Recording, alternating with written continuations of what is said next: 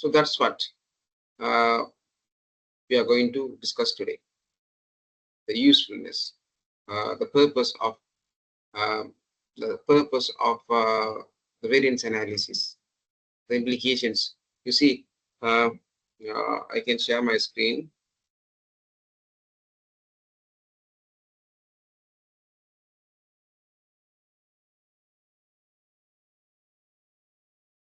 I hope my screen.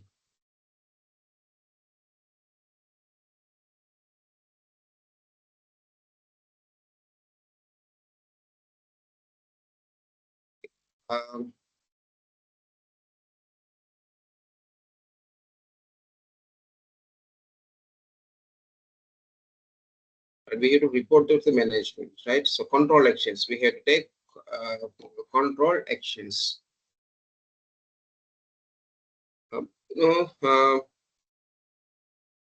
Right.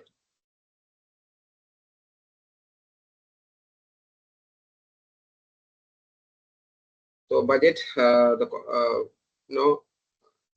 the management accounting, in the management, we talk about planning, organizing, leading, and controlling. Right? Planning. In this stage, we do budget.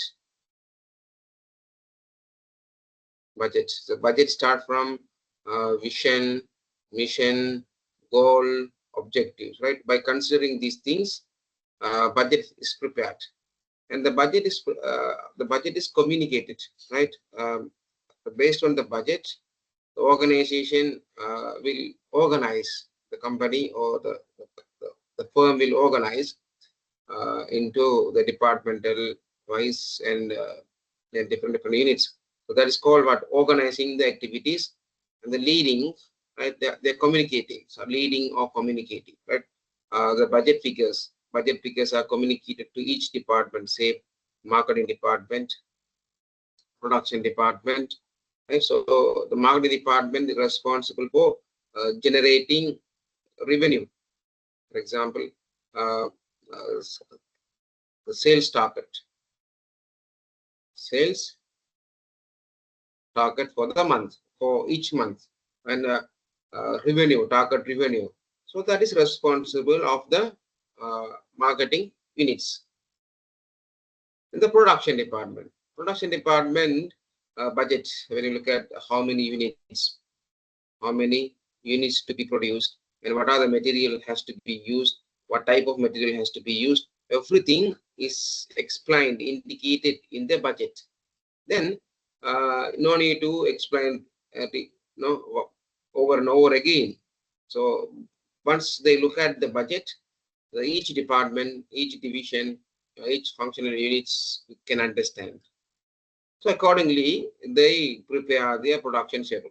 Production department, they are doing their production schedule. They purchase material, and they input the material and process the material, and then they will get output. So all these things based on the budget. Likewise, the marketing management also will do the same, right?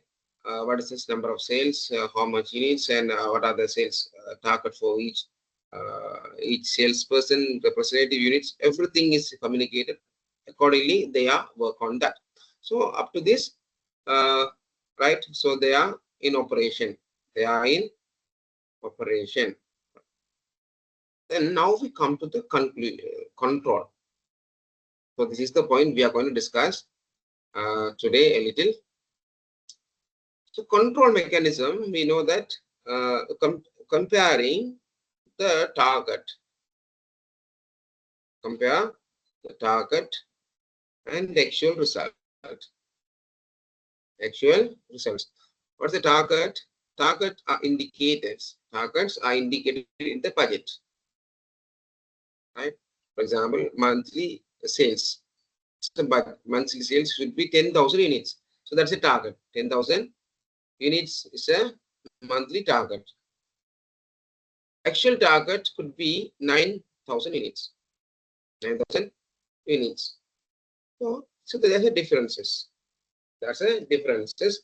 So this difference is called variance.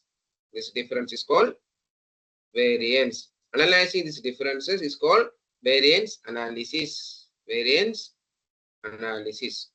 Right. Variance analysis. So this variance analysis is come from two ways: cost and revenue. Cost and revenue side. Now all the calculations you did, in terms of variance analysis. Yeah, variance it can be two types: cost variance and revenue variance. The cost variance, you may talk about material variance, labor variance, and the overhead variance. Revenue side, you have only the sales, and there are subcategories, right? Subcategories here, and also we have subcategories.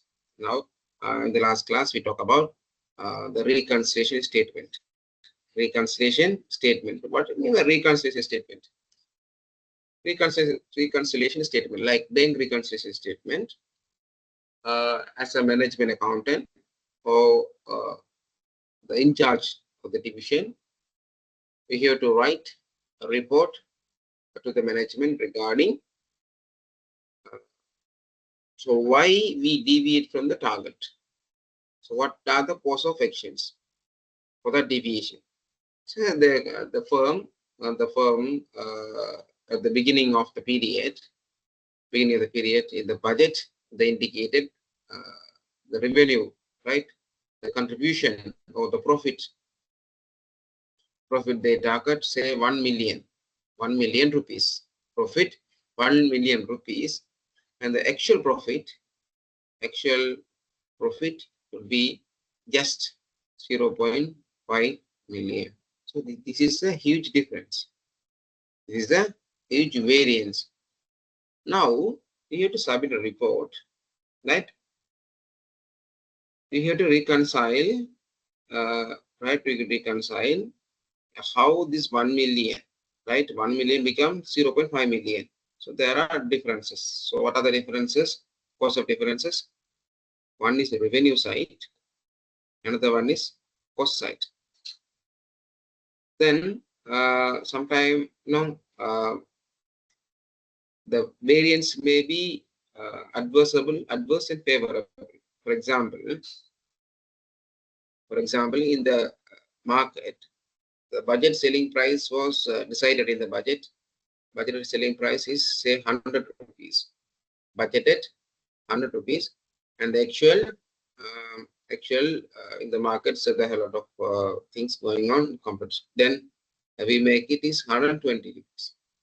In the market, 120. So now tell me, this price variance is adverse or favorable? Sales variance, price variance, adverse or favorable?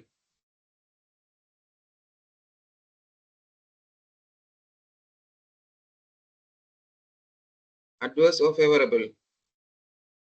The target price 100, but in the market we did for 120.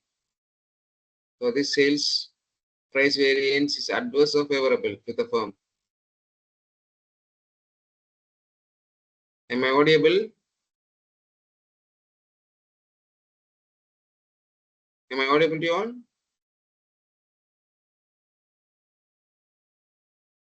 Okay, then tell me,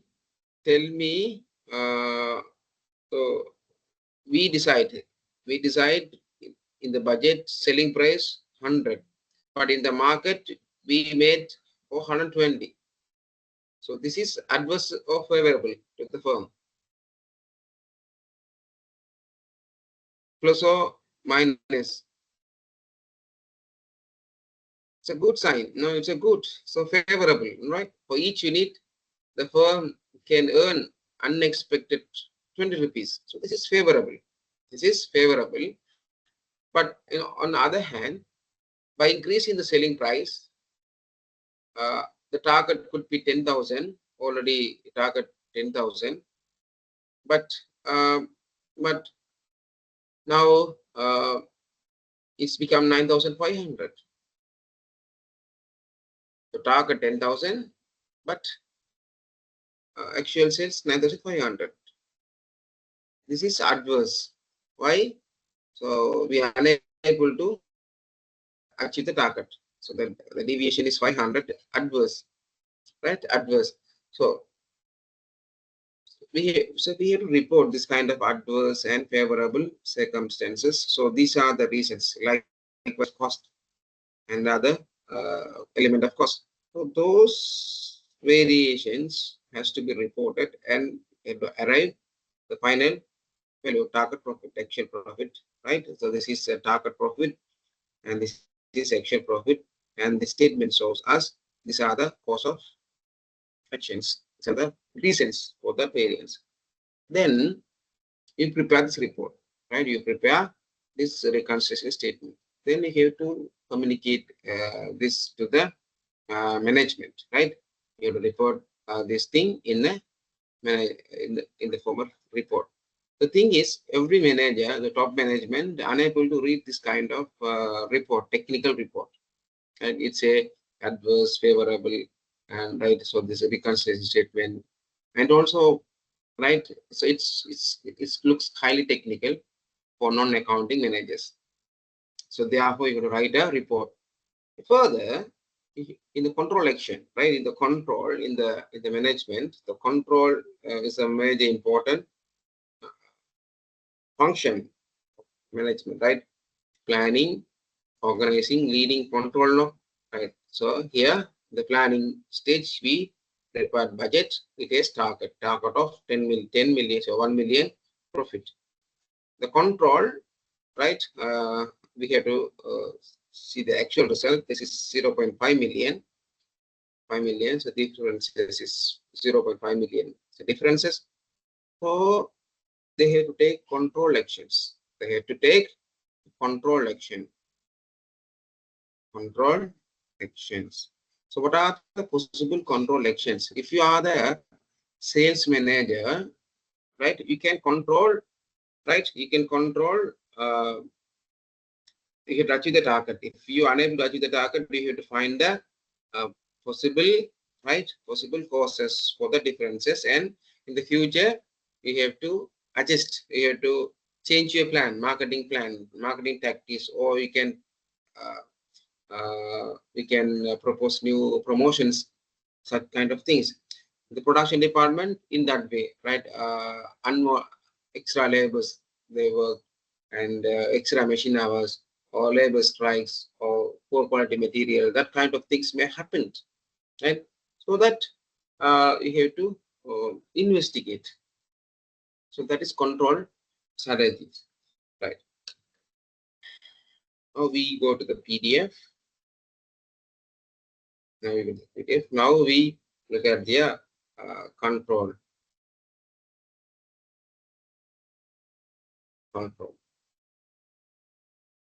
Control actions, right? Control action. Variance.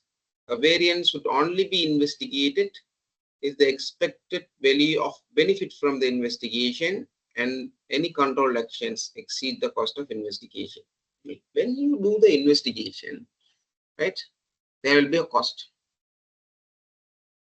of investigation there, right? Not only production, investigation. For example, audit is kind of investigation, right? We have to proceed this investigation once you satisfy that the cost of investigation should exceed, right, should exceed benefit of the investigation, right? For example, the company faces 5,000 differences. Only 5,000 rupees is gap, 5,000 gap. But for investigation, the company has to spend at least 20,000 rupees. 20,000 rupees. To find 5,000 cost, they have to invest 20,000. So this time, it is not ideal. So ideal for a investigation, right? So because the principle of the principle that cost effectiveness, the cost of investigation, right, should not exceed the cost of benefit. Sorry, the benefit, right? The variance should only be investigated if the expected value of benefits from the investigation and any control action exceed the cost of investigation, right? So that cost important is in cost benefit analysis very important.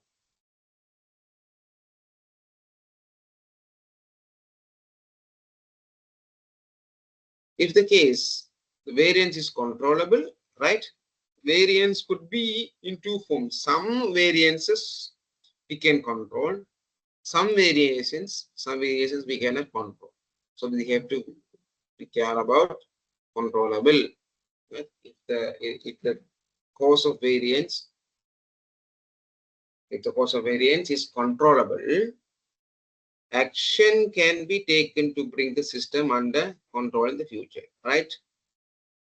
If the variance is uncontrollable, right? If the variance is uncontrollable, but not simply to chance, not simply due to the chance, I will explain you later. Where they decide the range, right? Range. For example, the market price may deviate from 150 rupees to 200 rupees. The market price like this. In when we preparing standard costing and budgeting, we always take the middle, right? So the price variance may 120 to 200, no. So we take the variance. If the variances are within, right, within this, so this is not the issue. So that's called not. So if the variance, if the prices are deviate within the range, so that is random, right? That is the chance. There are chances, no. We already accept that chance. So for this kind of things, we don't want to make any actions. It means it was expected. If the variance is uncontrollable, but not simply due to chance, so this is the chance, it will be necessary to review forecast of expected results and perhaps revise the budget sometime. Sometimes we compare with budget and the actual results, no. Actual results is thing, but we are unable to achieve the target. We are unable to achieve the target. One reason, the marketing department or the particular division not performed. So therefore, they are unable to achieve the target. Second chance, all things going well and perfect, but unable to achieve the target. The problem may be in the setting the target, right? Setting the target. So therefore, in this instance, they have to restate or review the budget, revise the budget, review and revise the budget. If the situation goes uncontrollable, so right, controllable again is a problem. So that could be the various reasons, uncontrollable reasons, macro environment reasons. If the variance is assessed as a significant, then control actions be necessary. Right? If the variance assessed as significant, and then control action be necessary, right? Only 5,000, but the investigation cost 25,000. No, so we can't take. But the expected deviation, right? The deviation between the actual results and the budgeted results is significant, right? Significant. Always there will be a cost benefit, right? There will be a benefit. So they have to proceed the analysis, variance analysis, investigation. Since variance compares historical cost, historical actual cost with the standard cost. It is a statement of what has wrong, what has gone wrong or right. If it is favorable, something goes right. If it is adverse, something goes wrong in the past. By taking control actions, managers can do nothing about the past, right? So if something happened in the past, they can't correct it at the past. By learning from the past, right? The learning from the past, they have to accommodate their mistakes, corrective actions in the future. They can use the analysis of the past result to identify where the system is out of control, right? So they did mistake in the past, but they can't correct the mistake in the past. Rather, they should learn from the past, and they have to identify where, right, where the system is out of control, where they made mistakes. If the cause of variance is controllable, right, sometimes the variable cost. So they have purchased material from costly supplier, and now you have find another supplier. They can provide the material in a reasonable price, right? So this is controllable. Actions can be taken to bring the system back under control in the future, right? If it is controllable. The variance is uncontrollable, right? On the other hand, but on simply due to the chance. So the variance, the range, right? The variance in the range. It will be necessary to revise the forecast of expected results and perhaps revise the budget. So the control action, right, is a continuous improvement, right? It's not one-off activity. It may be possible for control action to restore actual results back, right? Sometime. Even though we made mistake in the past, right? We can bring the variance, adverse variances. We can correct in some rest of the period. For example, here 12 months, no, each year 12 months reporting period, 12 months, and so there are the variance analysis done in every month, right? The variance analysis done every month, right? So in the first month, right, the month of January, the manager has identified there is a adverse variance. If they allow in the same status, it will continue in the next months as well. So the manager, right, appropriately find the cause of actions, the reasons why this adverse variance occurred. Then he can do some rectification, remedies. They do some remedies, and he can improve the system in February, right?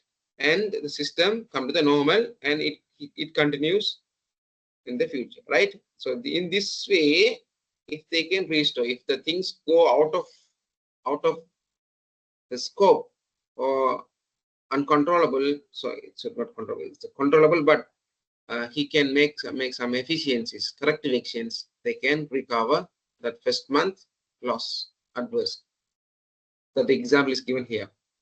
For example, if there an adverse labor efficiency, no, we have talked about already.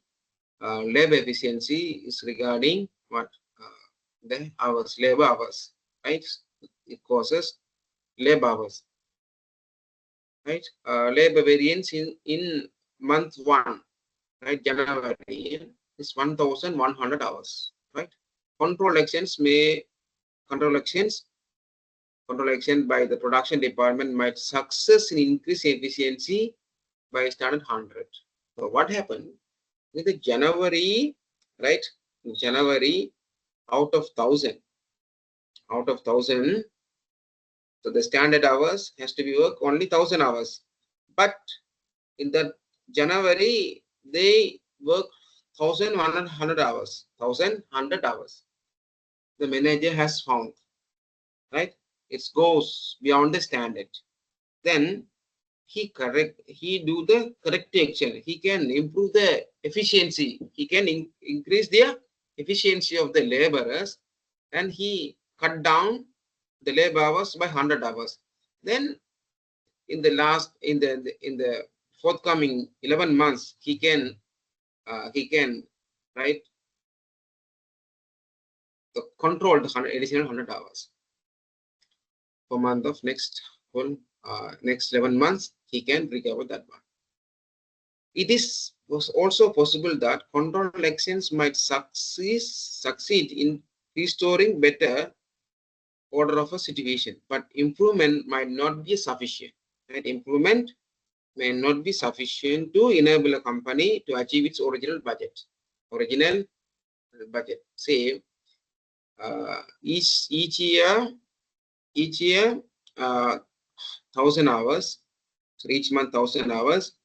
For 12 months, it should be 1,200 hours. No, 1,200 hours in this scenario.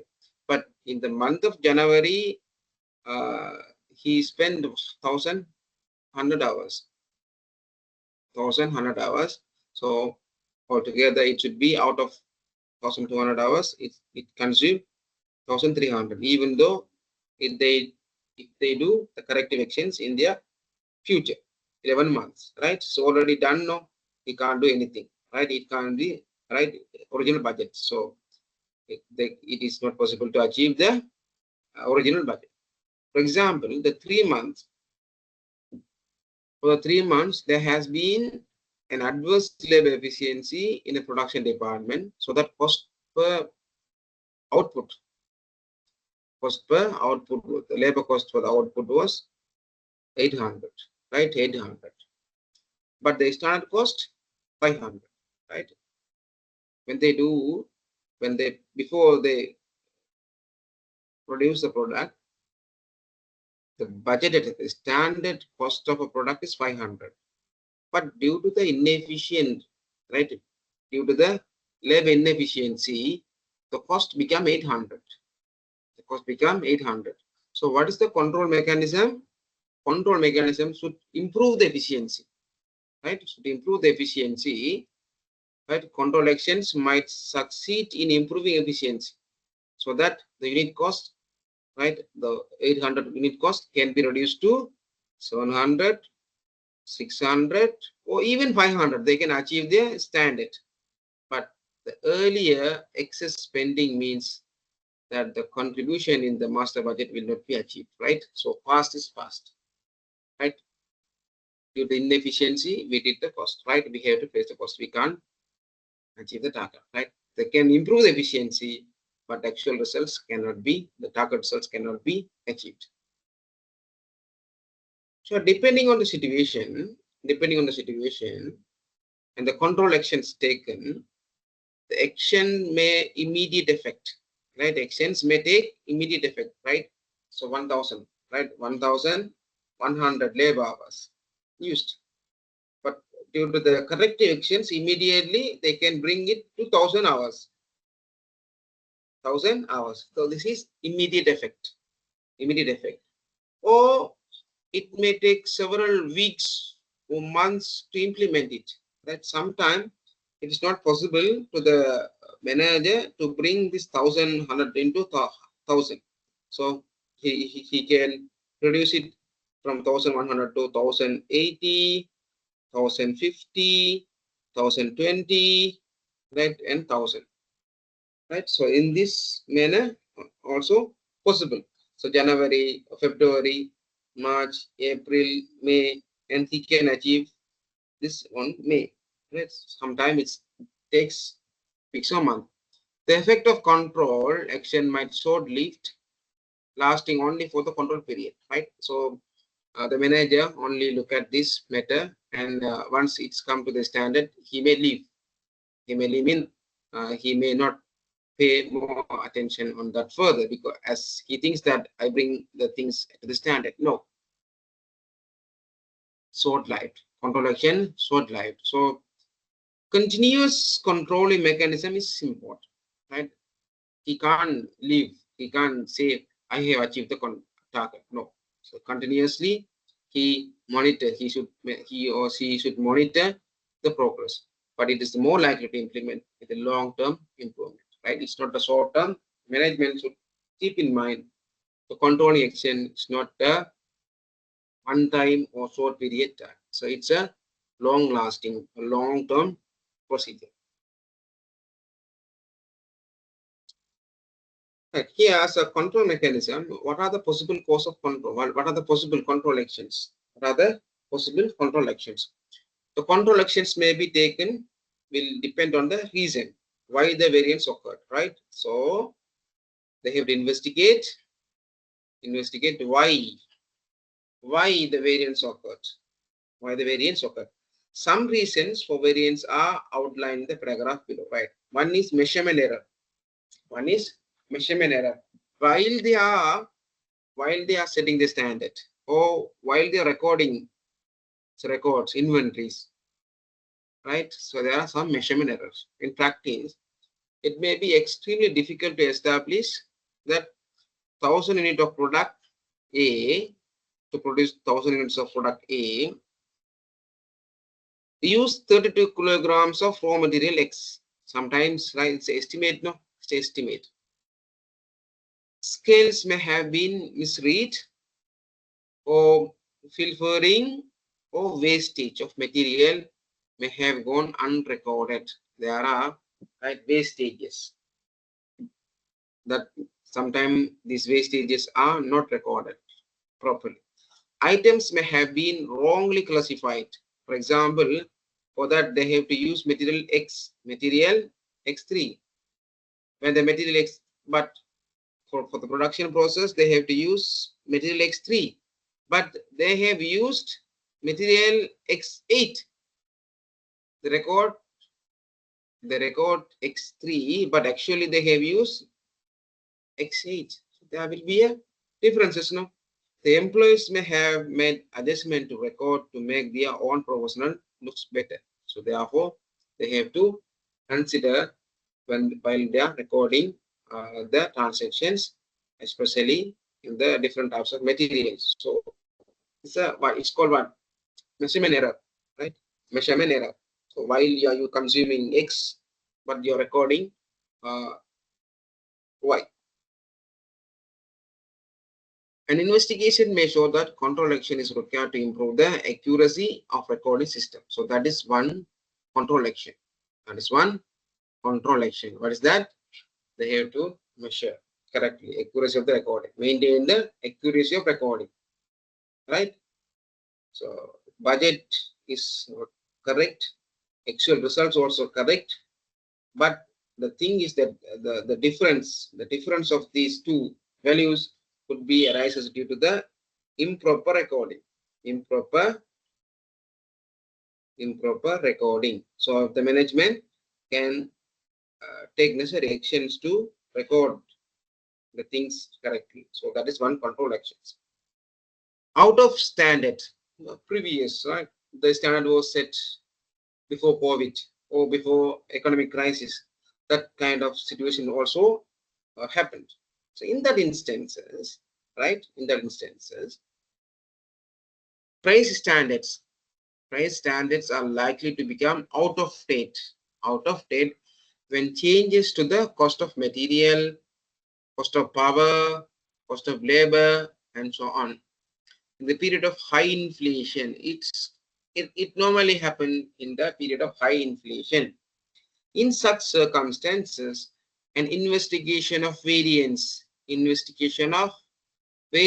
is likely to highlight a general change in the market prices rather than efficiencies or inefficiencies according to sources. So the gap between the budget and actual due to the what? Inflation.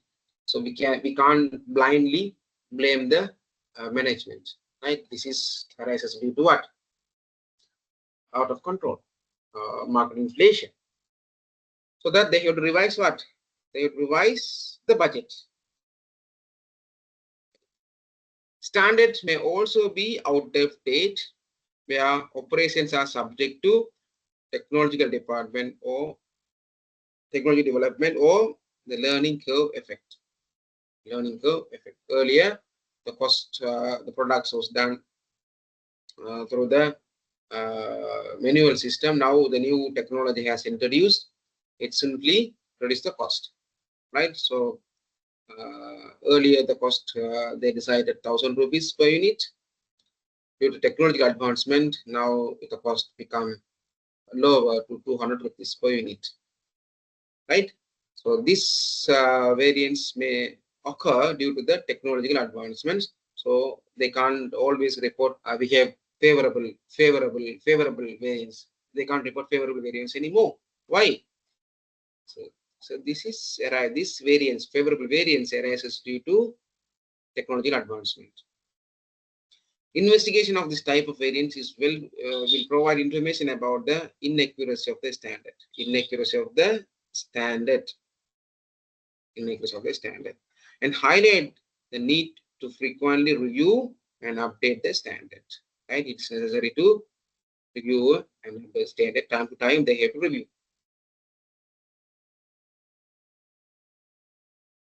Efficient or inefficient operation, right? Efficient or inefficient operation, spoilage and better quality materials or more highly skilled labors than standards are likely to affect the efficiency of operation and hence cost variance, right?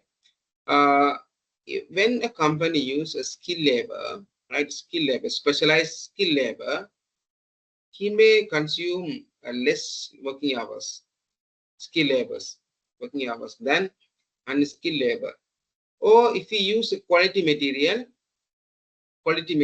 for production process, we can, right, we can save, we can reduce the wastages. So that in that way also the variances can be reduced. Investigation of variances in this category should highlight the cause of inefficiency or efficiency and will lead to the control actions to eliminate the inefficiency being repeated, right? So continuously reported extra labors hours, additional labor hours, or additional materials consumption. So the ideal solution is to switch P, right? Increase the efficiency, and or purchase quality material, or use the quality or latest technological measures. So action to compound the benefit of the efficiency. For example, stricter supervision, right? Strict supervision may require to reduce the wastage level. That also. So control actions. Random or chance fluctuation, as I already explained to you. So the variance, the range of variance. So 100, so the price range may be 150 to 200. There's to choose the middle, say 180. The price variance within the range can be acceptable. The standard is an average figure. It represents the midpoint of a range of possible values, and therefore actual results are likely to deviate unpredictably within the predictable range. So this is random presence, right? Acceptable. As long as the variance fall within this range, it will be classified as a random or chance fluctuation, and control action will not be required. Will not be necessary, right? So there are 5 actions can be taken. Number 1, measurement error, right? Inappropriate recording, out of date standards, right? And inefficient or efficient or inefficient operations. Finally, random or fluctuations. So these are the course of actions. That's clear, right? Now, there's a question. We will report on this variance analysis. So this is how you have to write your assignment, right? First, you have to report the variances. So this is a reconciliation statement.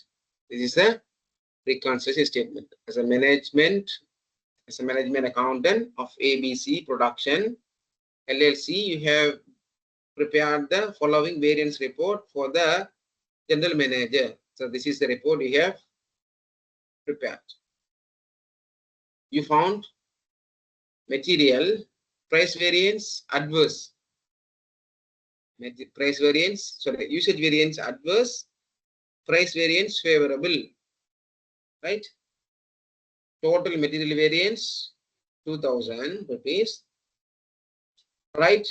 The subcategory of that material variance is usage adverse, price favorable, right? So they purchased cheap material, right? They purchased cheap material, and there should be a lot of wastage, right? Say they expect the material in the market 50, but they purchase 30 rupees per kilogram. So therefore, the 20 rupees profit, that is favorable, right? That is favorable. So that material, right? When they use that material, usage variance 5,500. Why? They purchased cheap material, mean poor quality material. So there are a lot of wastage. So this is how you have to investigate, right? And the labor rate variance is favorable, 1,500. The rate variance 500. Utilization variance 3,000. Why? They used cheap labor. They hire cheap labor, and they don't know how to work in efficient manner, proper manner. So therefore, wastage of 3,000. Overhead price variance favorable, efficiency variance adverse, capacity variance adverse, right? Actual cost is given, and right. So based on this, we have to write a report, prepare a brief report to general manager, brief report giving your own interpretation of the month. So this is the report. This is the report we have to prepare. Report on the result for September 2025. Term of references, TOR. This report provides a management accounting interpretation of a company's result for the September. The report was prepared by the AN employee, management accountant, and submitted to a boss, general manager on the state, right? So this is term of references, a little introduction. And they have to clearly say the method. Using the management accounting department variance report, right? Variance report for the month, the actual cost data for the month, the company sales are analyzed. So how do they investigate it? They collect data from management accounting department and actual cost data, and prepare, so do the analysis and prepare the reports. Finding. So what the finding is? This is important. The total variance may only 1.5% of the total cost. Look at here, right? Total variance may be only 1.5% of total cost. But this uses a number of significant adverse and favorable variances which need to investigate it. Here, when we look at this, the general manager tell you that it quite satisfied, right? The management, right? The general manager is satisfied with the result because the total adverse variance just 4,000. Only it represents only 1.57%. You see the total cost. Total cost is this. Total cost is this. You see the variance, total variance, right? Total variance. This is 2000 adverse, 1500 adverse, 500 adverse, altogether 4000 adverse. Total cost 255 total cost. So therefore 4000 divided by 255, it's 1.57. It's right. It's a small value. General manager says it's negligible value because it's represent only 1.57%. But right, even though it is mild, it's mild or insignificant, it's worth of investigating because when we look at the figures here, 5,500, 3,500, 3,000, 4,500. So this, so it shows an observable variances, adverse and favorable, adverse, favorable.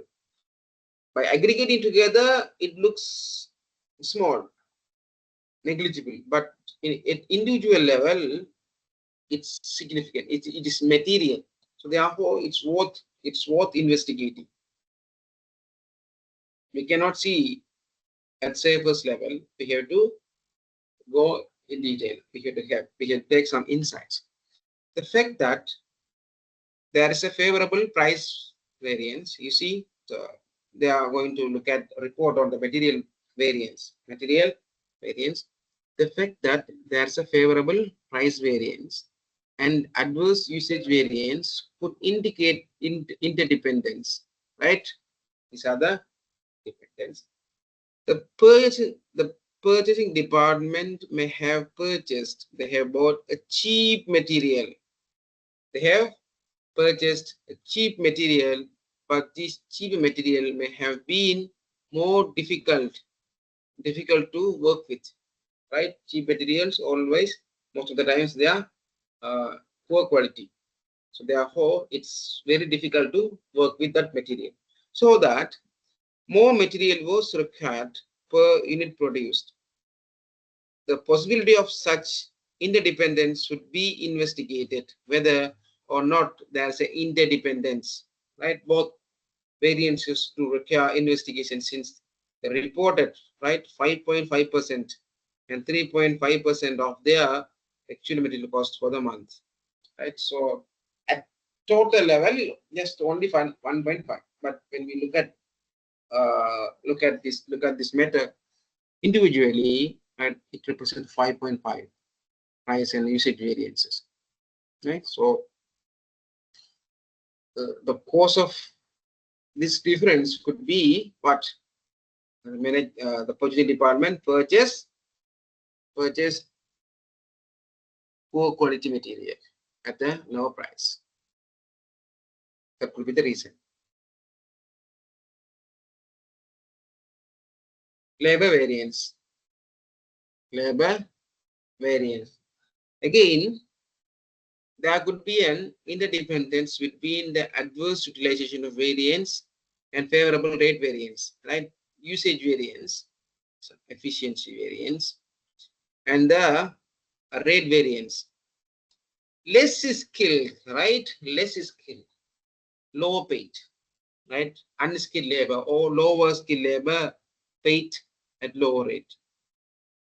Less skilled employees perhaps having worked less efficiently than standard. Discussion with the factory management should reveal whether this is so. Both variances do not investigation. We do need investigation since they again represent a higher percentage of, right, the actual labor cost 3.75% of the utilization 1 point, right? So the department hire cheap labor. Overhead variances. An investigation into the fixed and variable component of the overhead would facilitate control information. The cause of favorable price variance, which represents 6% of the total overhead cost. for the month should be encouraged. So this is how they have to report to the management. And the conclusion, it is not the total of monthly variance which should be considered, but the individual variances. Right? So they reported based on not total, right? Just 4,001.57%. But here they clearly mention it's individual variance. A number of them represent significant deviation from planned result. Investigation into their process should be performed and control action taken to ensure that either performance is back under the control in the future. Right? In the future, in the past, they did mistake. But in the future, they have to do the corrective actions. Right? In the future, if the cause of variance can be controlled or the forecast of expected results are revised if the variance is uncontrolled. Right? So now we stop the variance analysis. Its variance analysis seems very simple, right? Very simple calculations, but it gives a lot of insight to the management. So when you prepare your budget, you have to get ready to get the actual results, and always you have to look at the variances. What are the reasons for that variances? Once you have identified the variance, and you have to do the corrective actions. That corrective actions, right, will be implemented, right? So there will be concurrent corrective actions for something, and there will be a feedback. So that feedback control mechanism will be implemented in the next in the future, right? In the future, so that it's a continuous improvement, right? The variance analysis is very important in the management process, right? As a strategic manager, as a part of strategic management team, you should know there's a close relationship between, right, planning, organizing, leading, and controlling, right? So the budget, that's why in all aspects, in the all decisions making in the organization, they are talking about budget. We exceed budget, we have no budget, right? So it exceed budget. Always they are talking about this based on the budget, right? Budget, because budget is a standard, and when you do the things, which go beyond the standard budget, so there will be a problem, variance. If there are any variances, you have to report on that. So that you have to investigate. So the ultimate objective is to minimize the gap, minimize the variance between standard and the actual results, so that we can achieve the organizational objective. Clear? So clear? So clear? Okay. Okay. Right now we finish. If we have finished budget and control. So the assessment 1 and 2, right? Assessment 1, A and B. Yet now the second session, we will talk about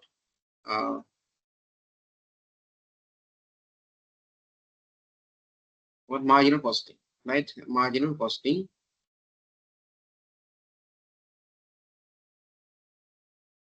Short-term decision making, right? Short-term decision making. Shall we take a break of 10 minutes? It's regarding CVP analysis. CVP analysis. Shall we take a break of 10 minutes? Okay. We will meet at 10:10, right? Okay.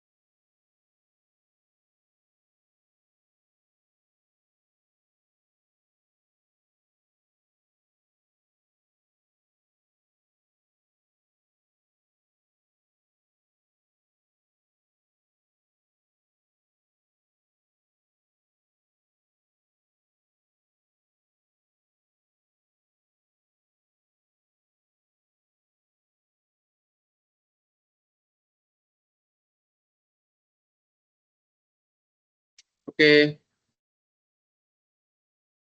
Shall we resume? Ready? Okay.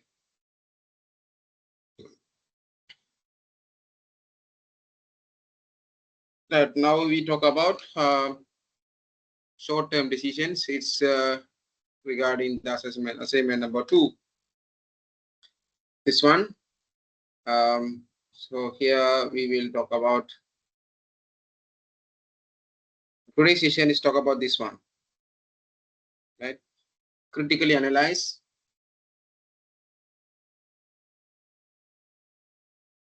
the short-term financial decision-making process. Short-term financial decision-making process relating to price, cost, output by building a small model that shows break-even point, margin of safety, and contribution at the base case.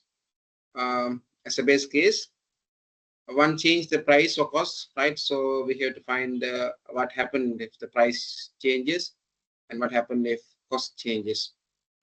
Where relevant, add a simple limiting factor analysis, right? We have to do a simple factor analysis or make or buy decision.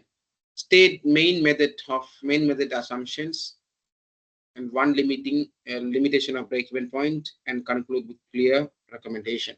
So, right. So to cover this, so we will design the session.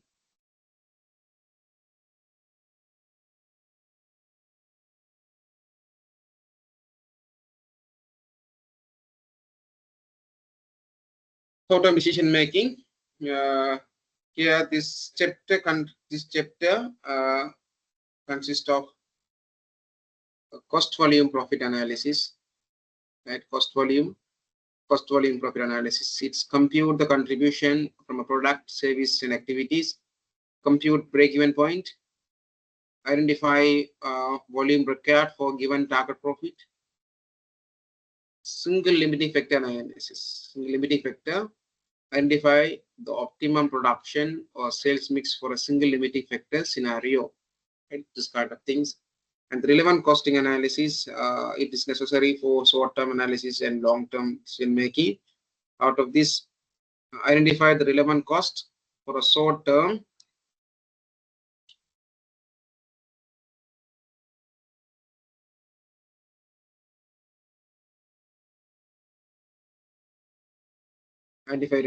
for short-term decision making, and apply relevant costing to prepare cost sheet for decision making, right? So those are the areas we have to cover. And at concept of contribution, CS ratio, single product break-even point, target profit, and margin of safety will be covered on this. Right. Before that, contribution, it gives you small right definitions, but we have to have a clear idea on what is marginal costing, right? So that I can use this material for a while. Marginal costing and absorption costing, right? Now let's see marginal costing, right? Marginal costing. So what do you mean by marginal costing? Can you, right? Marginal costing mean what?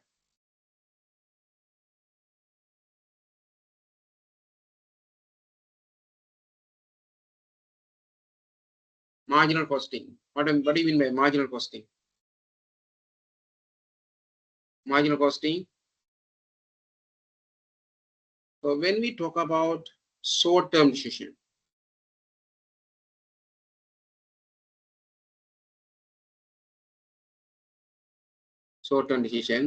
it cannot avoid marginal costing. So what do you mean by that marginal costing? What do you mean by that? Anyone? What do you mean by marginal costing? Oh, what do you mean by short-term decision? Short-term decision.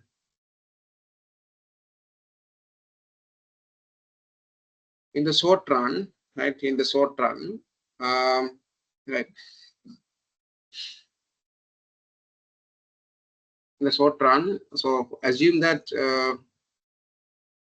a photocopier,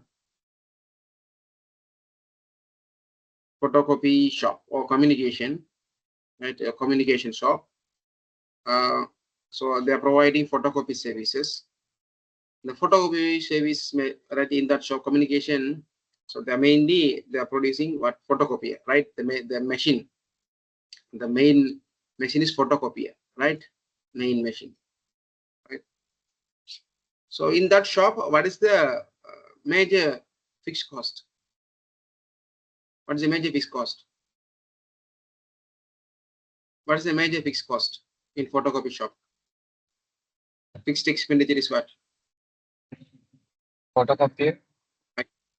Yeah, the photocopy right. machine. Yeah, photocopy machine. Say it costs say 500,000. Right, 500,000. What are the variable cost? Variable cost in photocopy shop when they are providing photocopy to the customers. What are the variable costs? The A4 sheets and other A4C, yeah, Toners. toner, yeah, toner, and the electricity. ink. So those are the variable cost. Right. If the photocopy shop is open or not, he cannot avoid this cost. He cannot avoid this cost, right? Right. And now at present, he produced a photocopy for 20 rupees per paper. 20 rupees paper, right? This is a marginal cost, right? When he produce more photocopy, right? More photocopy, variable cost may increase, isn't it? If there is no photocopy, right? There is no photocopy.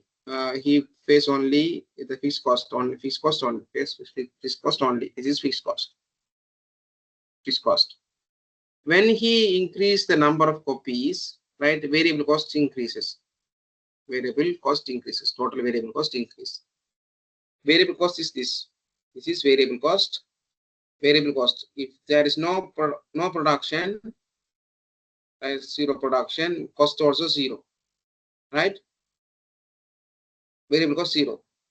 No FOC cost, no toner cost. But anyhow, the fixed cost is what? The photocopy machine. This 500,000 cost already incurred. Already incurred. So this is the total variable cost. Fixed cost plus variable cost equal total cost.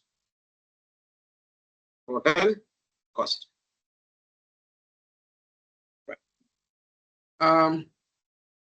Now the total cost of the product, that is my photocopy,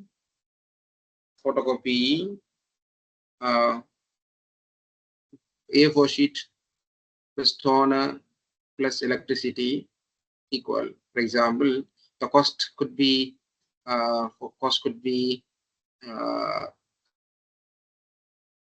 only 10 rupees, right? Cost.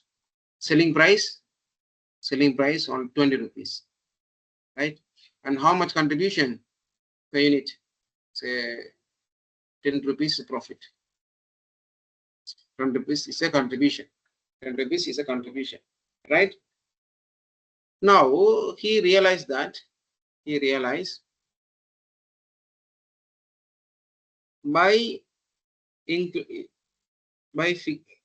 purchasing new photocopy machine, right? Laser printer, laser photocopier, he can reduce the cost by, right, 8 rupees, or they can produce the photocopy for 7 rupees. Earlier cost was 10.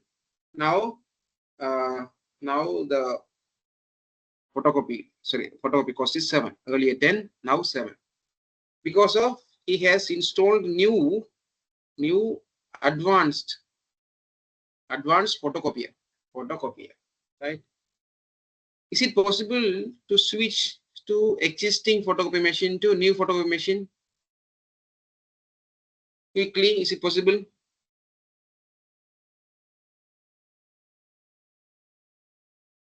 It is not possible, right? It is not possible because he has to run the machine, the existing machine, for a period of time, and he should earn and save money, and then they have to buy, they have to replace new machine, right? If he able to change, switch to old new photocopier to new photocopier, right? If he able to switch to new photocopier, new machine, right? Now fixed cost will change. In this case, it is called long term. It is called long term. Short term, we are talking about the short term. The short term means unable to fix new machine, and fixed cost is unchanged, remain unchanged. It means the period is not enough, the time is not enough to switch one machine to new machine. It means during the short period we can find two costs: variable cost and fixed cost, total cost. In the long run, so this is short run, this is short run. The long run mean he able to change the fixed cost. No, fixed cost will be changed. So in that instances, fixed cost also become the variable cost. The long run we can see only fixed cost, no, so only variable cost, no fixed cost. This is long run, right? So in the long run, so in the short run, the fixed cost is unavoidable. Fixed cost is unavoidable. In the long run, there is no fixed cost. There is no fixed cost, right?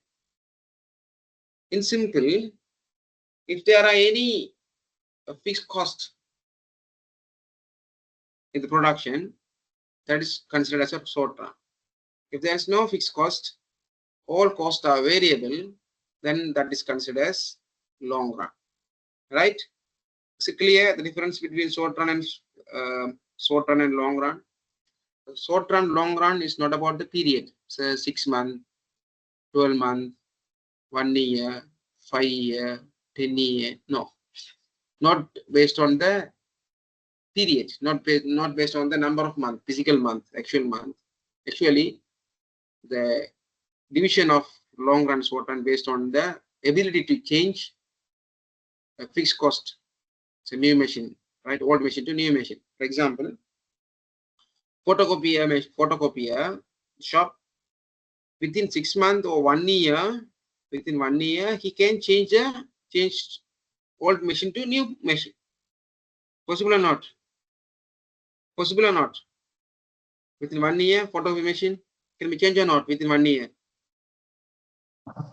Yes or If he no? has enough profit, why can't he can able to change? Yeah, change exactly. And even within 6 months, if he produce sufficient profit, or if he get a bank loan or someone give money to buy the new machine, it's possible, because anyhow he able to change old machine to new machine. So that is long run, right? Even within 3 months also it is possible. If able to change old machine to new machine, it's long run. Think about a cement factory. Cement factory or tea factory.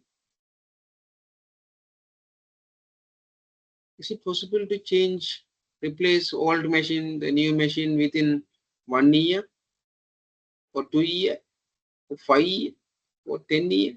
Is it possible? Even though they have make sufficient profit, is it possible? It's hard. For some industry, the long run and short run may differ based on the industry, right? Based on the industry. So it has a huge, that's a billions. It needs billions of money to replace old to new, right? So that the decision on the long run and the short run is based on the ability to change, ability to rechange, ability to replace the fixed cost, existing fixed cost, right? For the photocopy machine, for the photocopy industry, Mr. A has opened a new shop, right?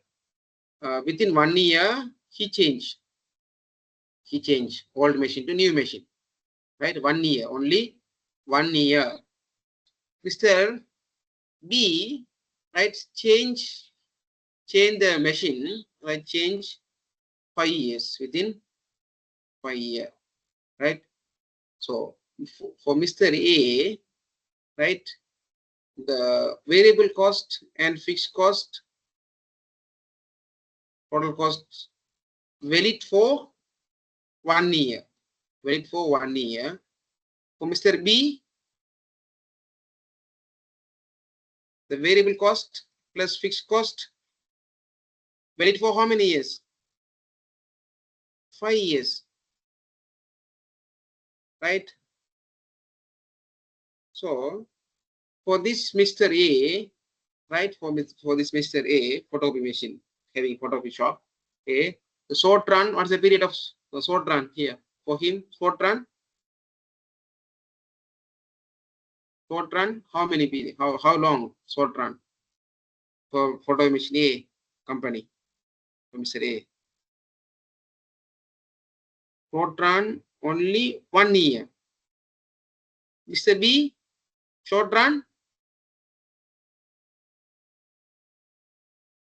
right? Short run, 5 years.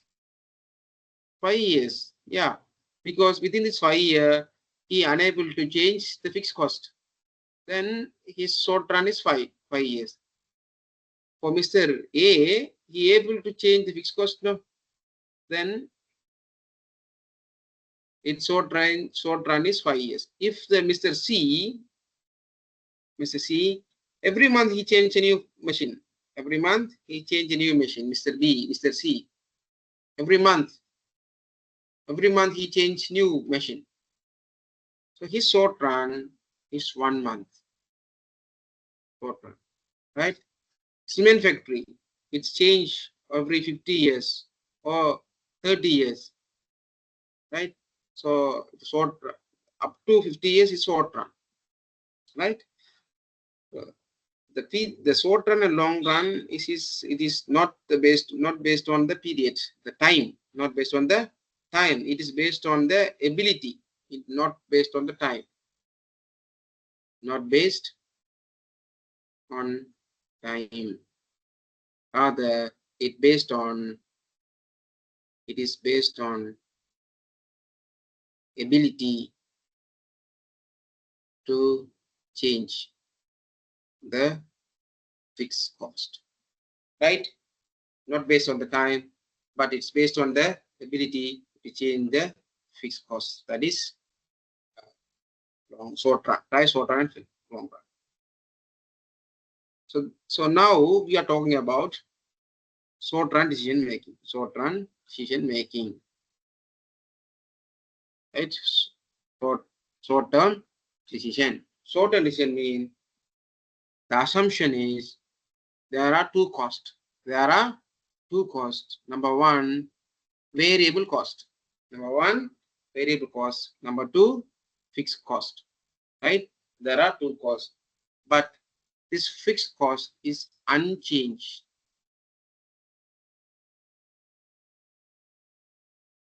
unchanged. Is it clear? Is it clear the difference between short run and long run? The main assumption is variable cost is variable cost only is changing. Variable cost is only changing, but fixed cost cannot be changed, remain unchanged. Right? Clear? Clear, or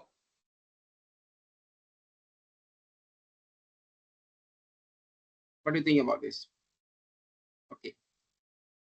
Now we move to marginal cost.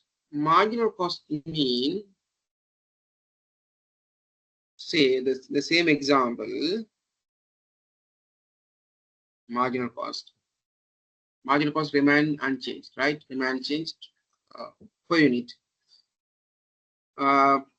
Say, let's see, 400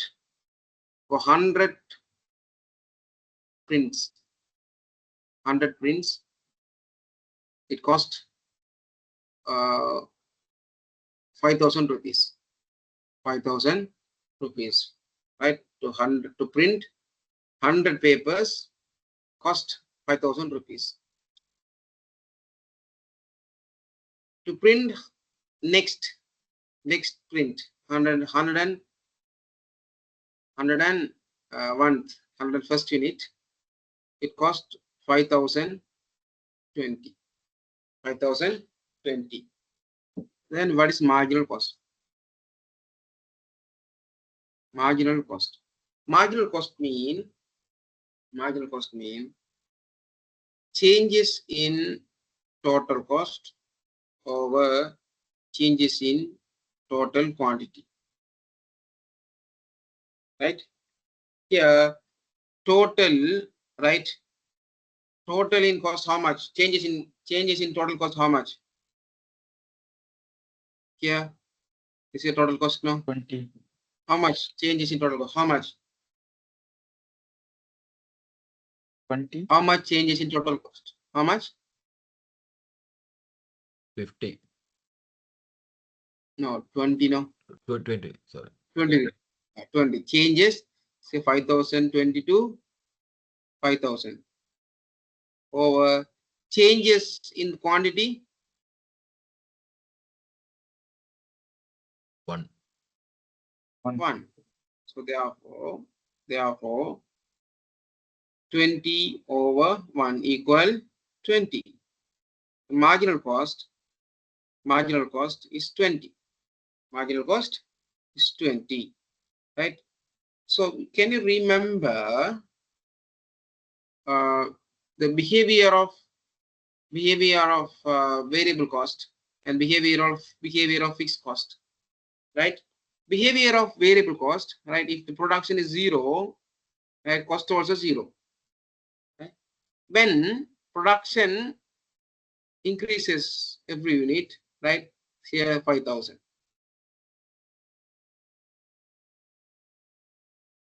Like this, right?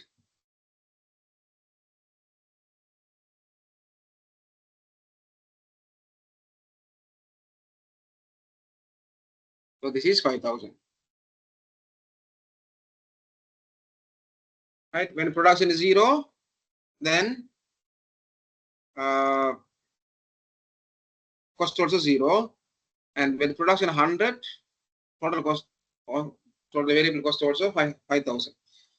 Right? So this slope, this is the changes in total variable cost. This is changes in quantity. Changes in quantity, production quantity. So this slope is called marginal cost. This slope is called marginal cost. This slope is constant over time, over this line, right? Over this line. So therefore, here quantity, cost. I'm asking, what is the behavior of variable cost per unit? Variable cost per unit. how this will. Variable cost per unit is like this. 20 mean 20. Variable cost per unit. This is total variable cost line. This is variable cost per unit. Whatever the variable, right? Whatever the unit, variable cost per unit is constant. Is it clear?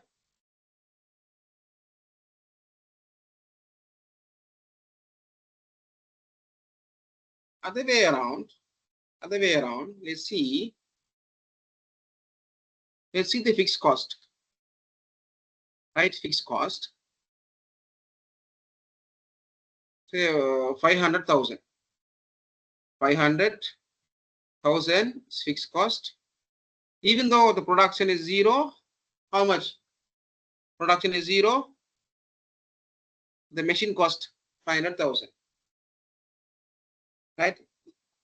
During this lifetime of the machine, it produces 500 or 5,000 copies. 5,000 copies. Even though still the cost 500,000, right? You use or not, you have to bear, you have to depreciate the machine cost for the unit, right? Can you imagine you purchase the machine for 500,000. You purchase the machine for 500,000. Fixed cost of the machine 500,000. Number of units you produced only 1,000 units. Only 1,000 units. Can you tell me what is the fixed cost per unit? By using that machine, you print only 1,000 units, 1,000 copies. Can you tell me how much fixed cost per, how much machine cost per unit? How much?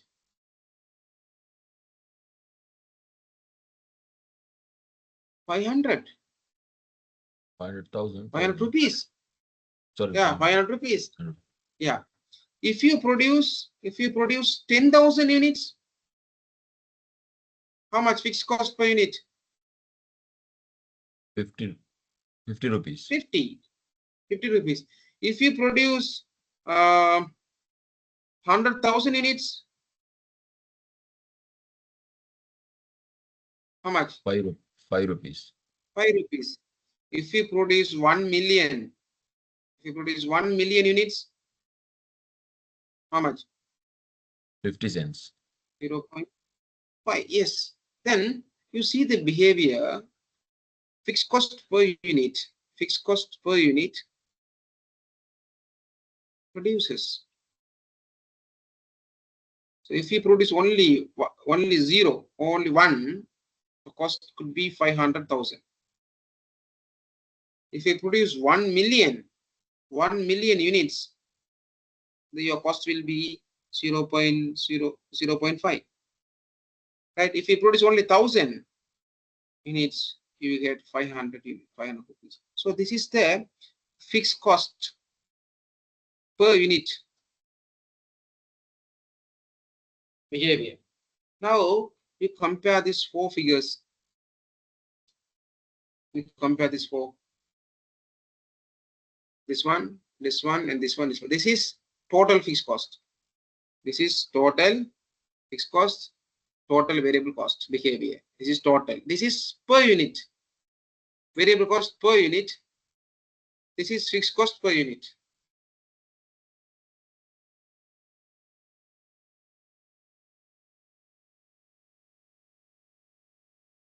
The variable cost per unit is unchanged, right? Per unit is unchanged. And so it's constant.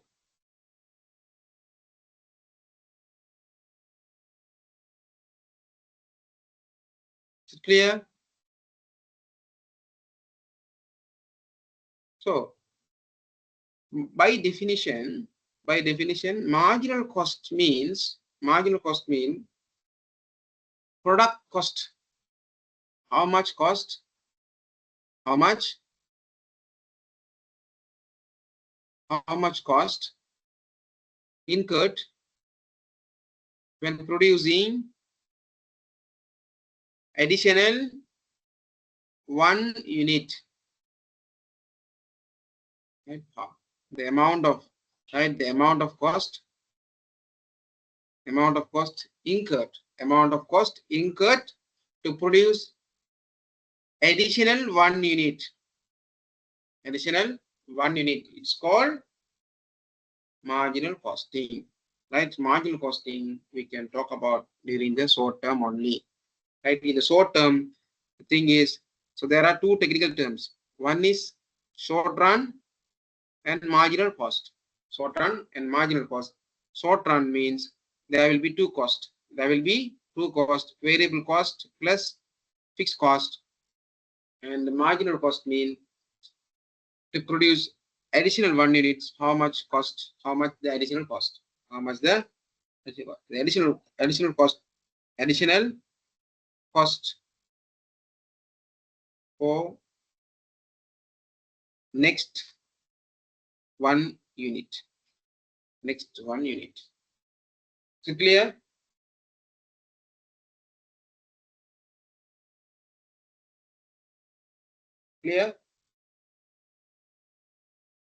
Right. So in the short run, they can't control the fixed cost. Therefore, the fixed cost is irrelevant cost. Fixed cost is irrelevant cost because it's already incurred. But the thing is, right? So I will give you one more example. So you are running photocopy machine, right? The variable cost. Assume that only A4 sheet cost. A4 sheet and toner. Toner is the cost. Variable cost, right? Of the variable cost. A4 sheet cost. A paper A4 sheet, 5 rupees. 5 rupees per A4 sheet. Each print requires 3 rupees, right? Toner per unit. Then what is the variable cost? What is the variable cost?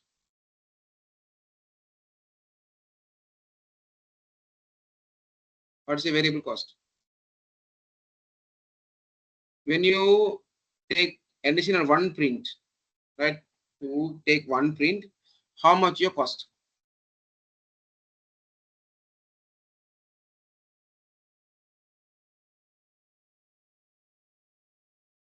How much your cost to print 1 paper?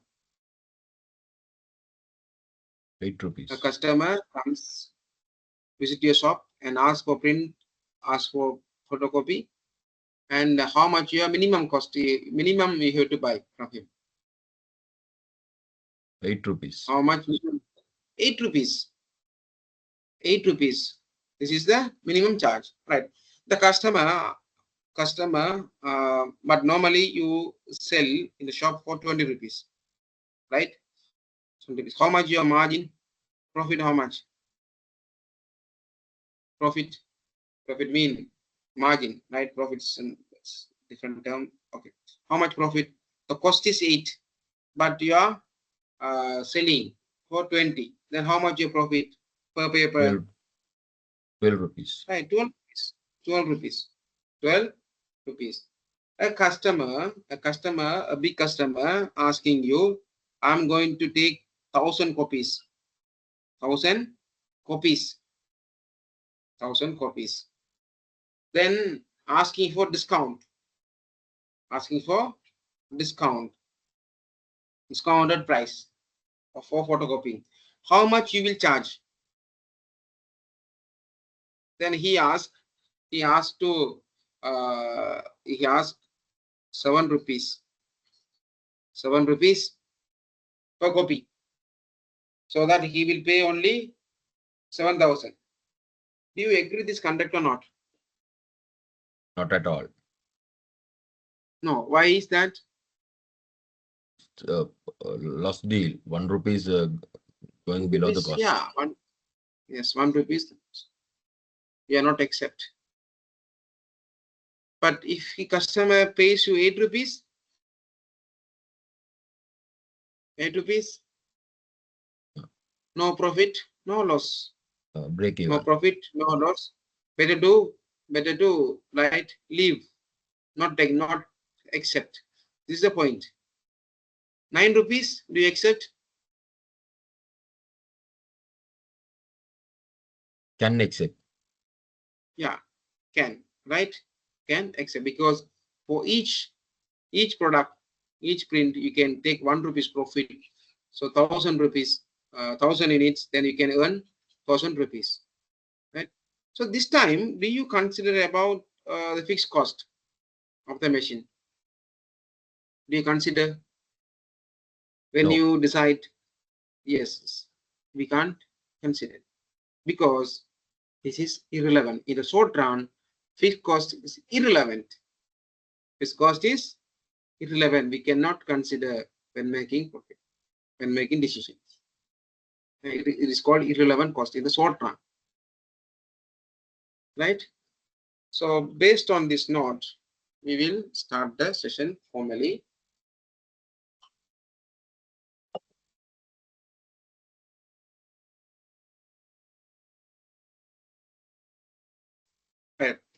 Marginal costing and absorption costing. Absorption costing mean absorption, you know, not absorption cost. So absorption cost is nothing, right? Absorption cost is like, for example, variable cost for the product is total variable cost is 5,000 rupees, and total fixed cost is 25,000 rupees. The total cost could be 30,000, and total number of units produced. Total number of units produced 10,000. 10,000. Then how much cost per unit? How much cost per unit?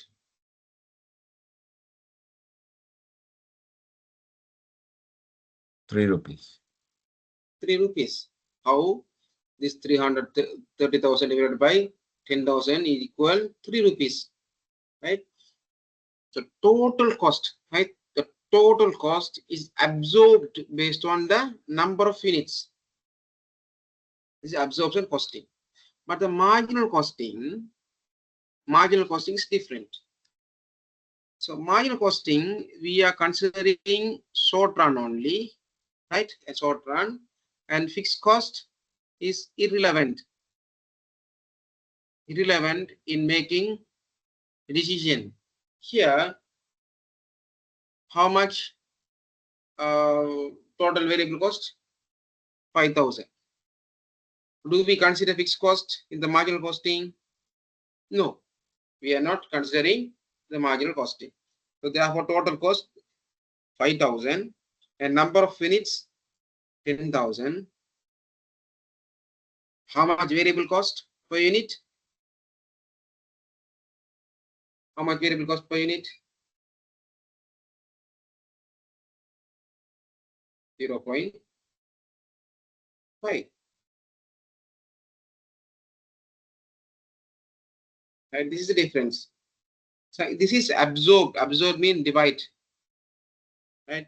Sometimes absorption based on the number of hours working, like that. So this is absorption costing. The thing is, the difference is, in marginal costing, we consider only the variable cost as a critical thing, and we cannot consider fixed cost in making decision. But when we calculate the profit only, they have to consider. Right?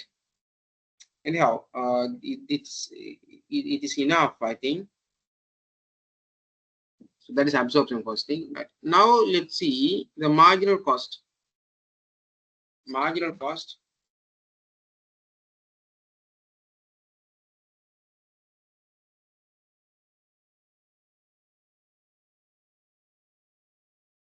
marginal cost always equal to what? Variable cost. Why? Marginal cost mean the cost of additional 1 unit. Cost of additional 1 unit. Cost of additional 1 unit. So that always equal to variable cost. Right here, right? Even though when you produce 10,001 unit, 10,001 unit, your cost will be how much? The marginal cost. The marginal cost could be 0.5. And so therefore, marginal cost always equal to, right? Always equal to variable cost. Then variable cost equal to variable production cost, variable admin cost, variable selling and distribution cost. Variable. You see, all are variable cost. So variable production cost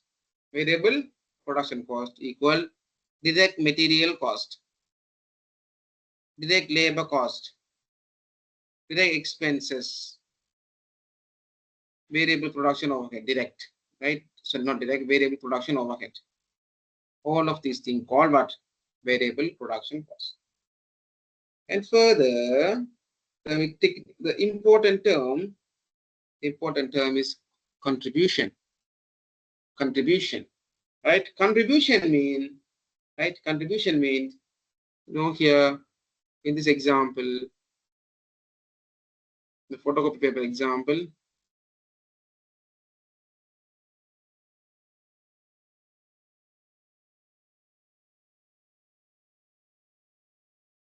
selling price minus variable cost. Selling price minus variable cost equal,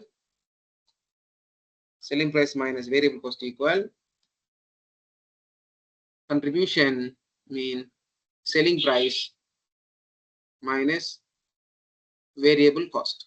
Variable cost may be direct material, direct labor, and direct other cost. All right. Or selling price minus variable cost equal to contribution. Right. So this understanding is very important.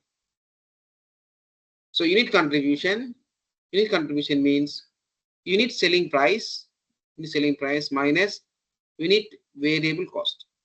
Unit variable cost.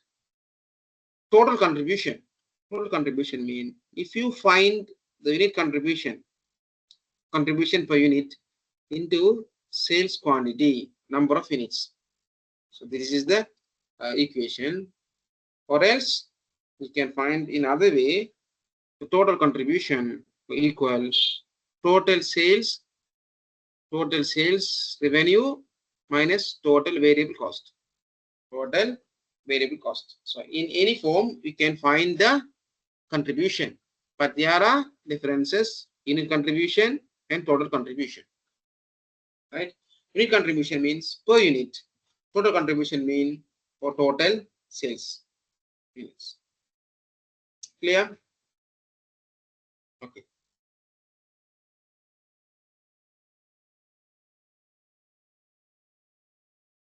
Right. In other way, we can find, right? So before that, I would like to emphasize one more thing. Selling price.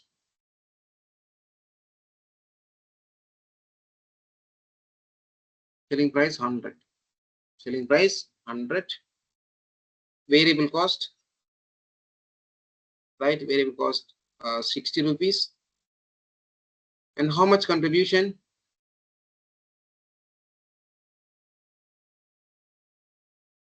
How much contribution? 40. 40 contribution per unit, right? If the firm, right, this is per unit, no?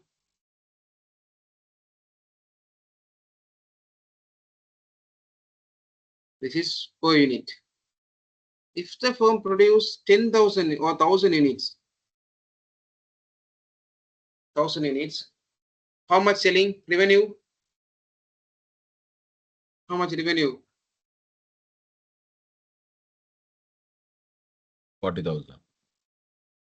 Not 40,000. Revenue. Revenue mean what? Revenue mean sales revenue. 100,000.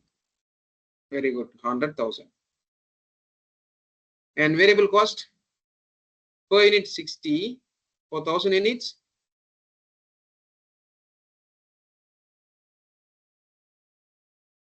60,000. Yes, 60,000. Right. Then how much contribution? Total contribution.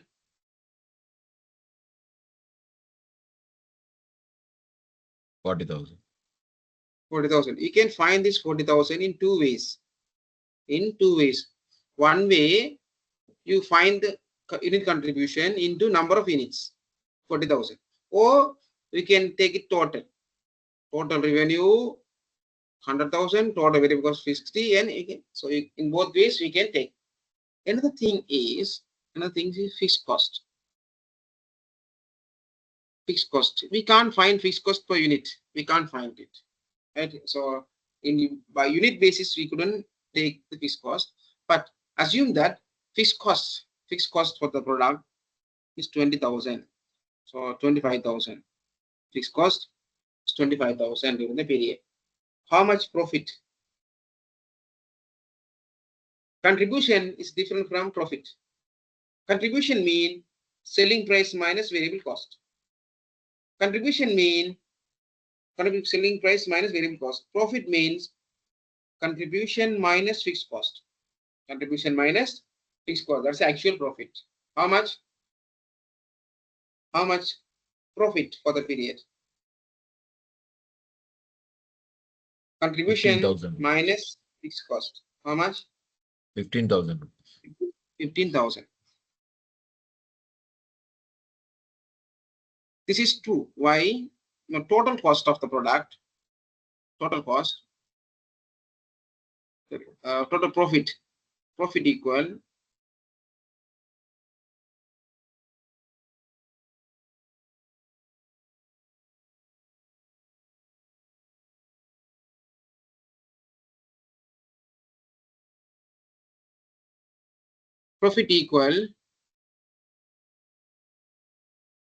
sales minus variable cost, or sales minus cost, total cost. Sales here 100,000. Total cost include variable cost plus fixed cost. Here variable cost is 40,000. Fixed cost is how much? 25,000 minus 100,000. And how much profit? Profit could be 15,000.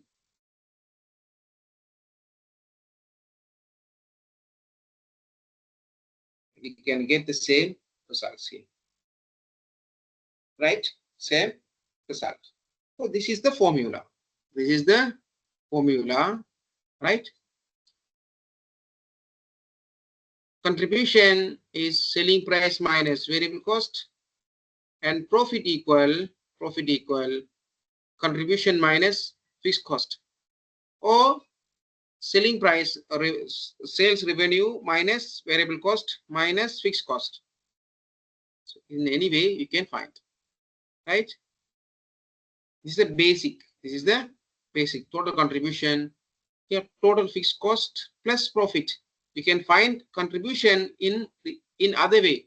So here total fixed cost plus profit. Here this is fixed cost 25,000 plus profit. How much?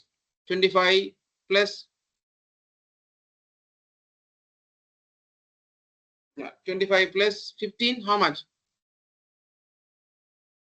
25 plus 15 equal to 40. contribution. Yeah, contribution. In that way also we can find contribution. Total contribution equal total sales into PE ratio, PV ratio, PV ratio, profit volume ratio. I will come together. So PV ratio mean here profit volume. PV ratio mean PV mean profit volume. Here, in this case, profit means this one, the contribution, right? Contribution per unit, how much? Contribution equal contribution over sales. Contribution how much? 40. Sales 100 rupees. Then how much PV ratio? PV ratio 40%. 40%. PV ratio is 40%. What does it mean? Oh, 0.4. What is the meaning of this? What is the meaning? PV ratio. What's the meaning of this PV ratio? You look at the formula. What's the meaning of this PV ratio?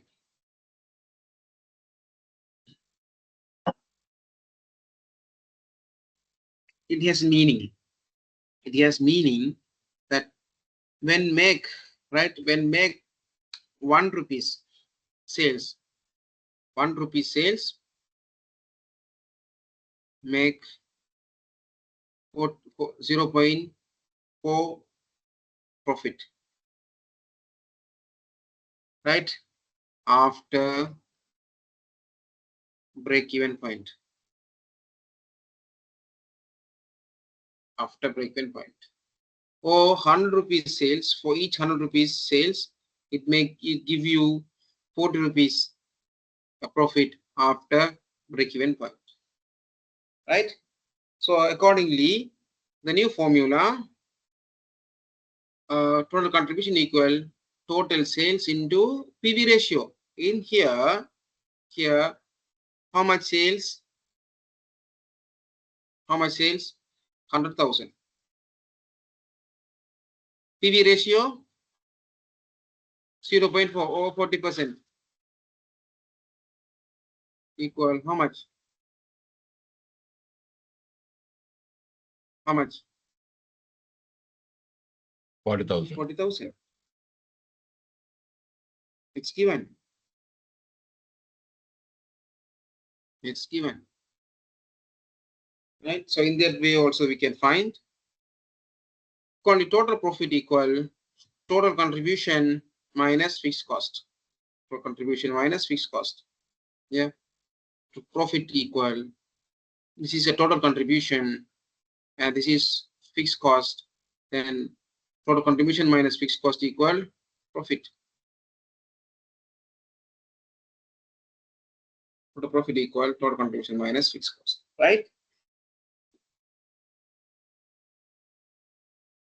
You see this example for a minute. For a minute, look at this example.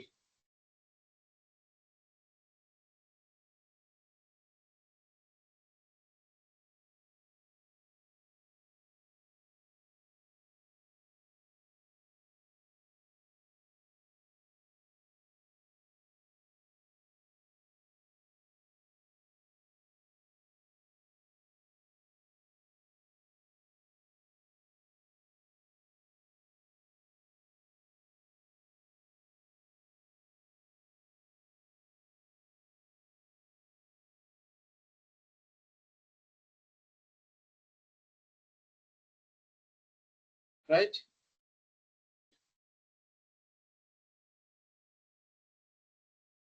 Or in this way also you can do it.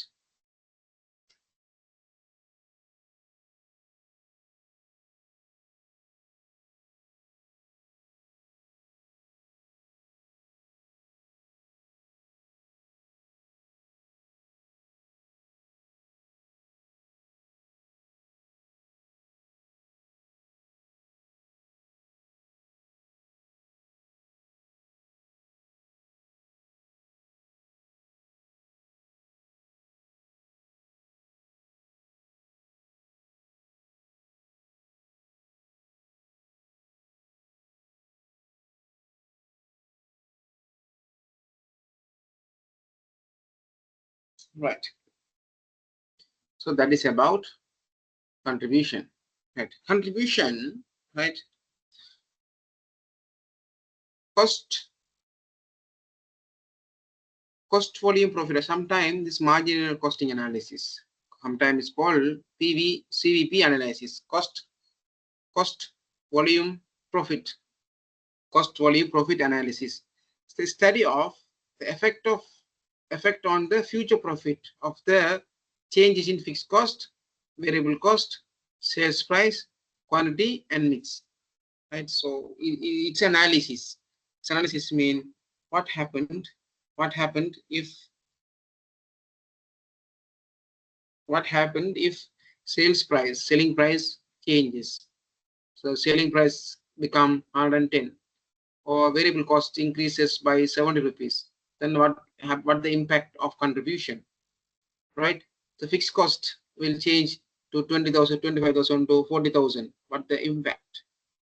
The company wanted to increase the selling price to 150, but maintain profit as last year. So how many units the firm has to be make profit? How many units has to be selling, right? How many units to be sold? How many units has to be sold? Right? So this kind of decisions to be taken, right? How many units in which combination, right? So that all of the decision is based on this CVP analysis, cost volume profit analysis. Cost. So these are the cost, variable cost and fixed cost. Cost volume mean the selling price and number of units, and the profit. Cost volume is contribution and this profit. Cost volume profit analysis. Contribution is a fundamental to CVP analysis. As you know, contribution per unit is the difference between selling price per unit and variable cost per unit. Right? Selling price per unit and variable cost per unit. The total contribution from the sales volume for a period can be compared with fixed cost, right? Compared with fixed cost for the period. Any excess, you see, any excess of contribution is profit. The deficit of contribution is loss. Simply, what does it mean is, if the contribution is higher than fixed cost, it's equal profit. If contribution less than fixed cost, it's a loss. That's what mentioned here. The total contribution from the sales volume for the period can be compared with fixed cost for the period. Any excess contribution is profit, or any deficit. So it's simply a cost contribution minus fixed cost equal profit.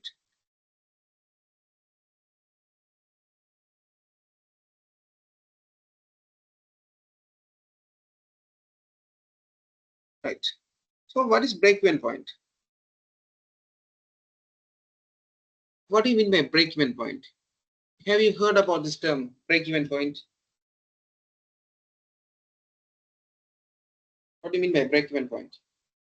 You might study this term in other subjects or in your previous degree or diploma programs. What does it mean, the break-even point? Break-even point. What do you mean break-even? Any idea?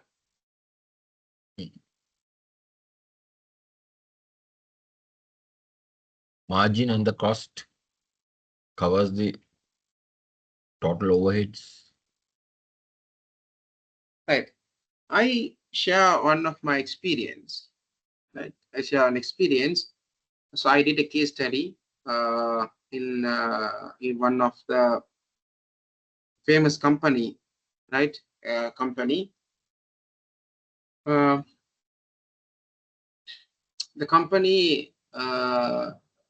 has run for a period of time, so in a good manner, and after that, the company faces huge loss. Every month. The owner of the company, right, the chairman of the company, always the duties go for a bank to pay for a bank to get a salary. So it's got a loan to pay a salary to its employees.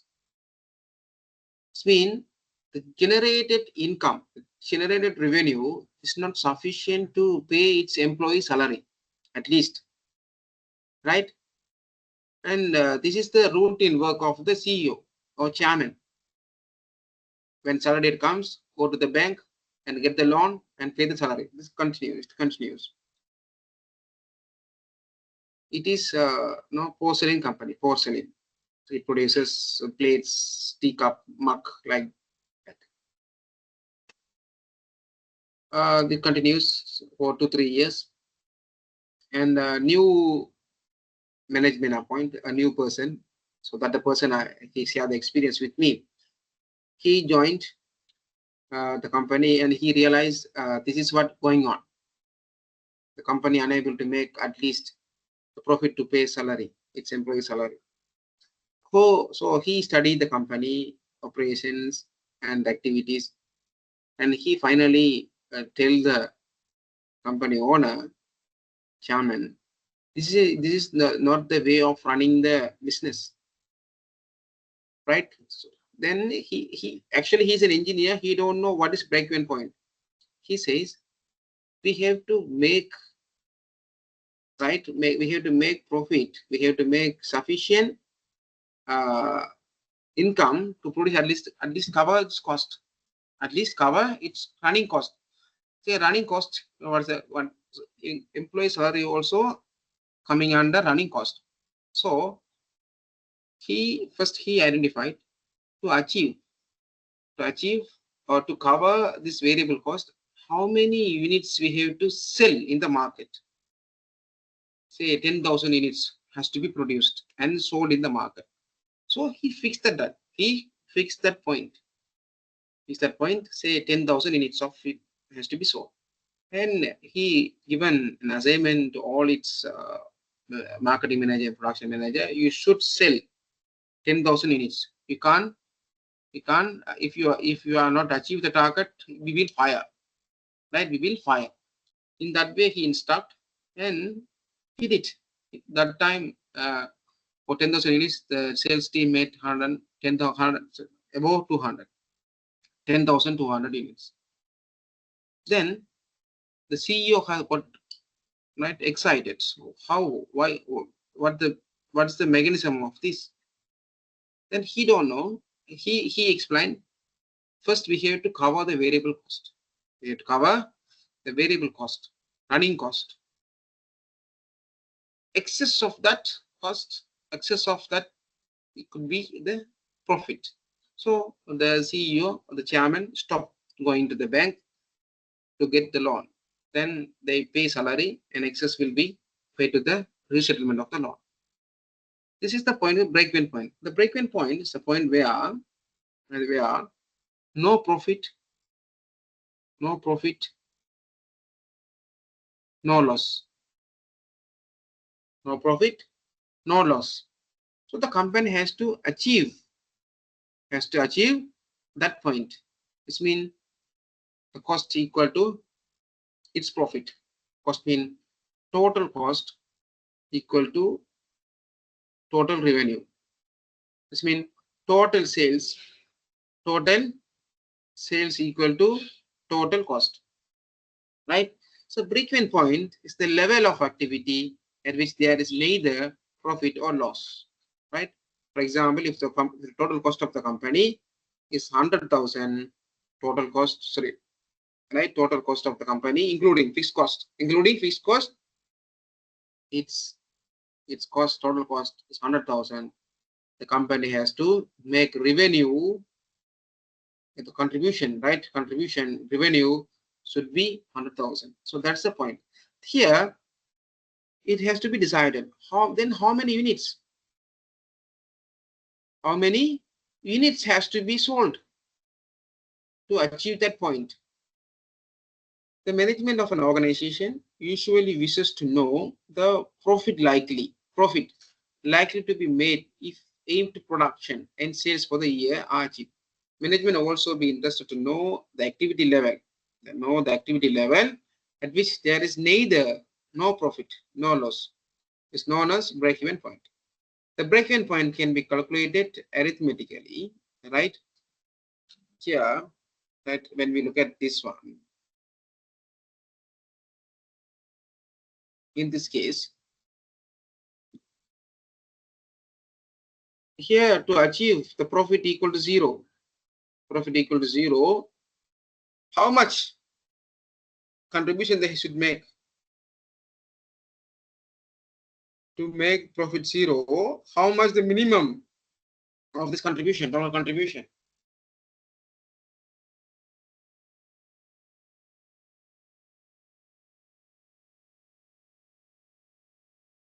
Did you get my point?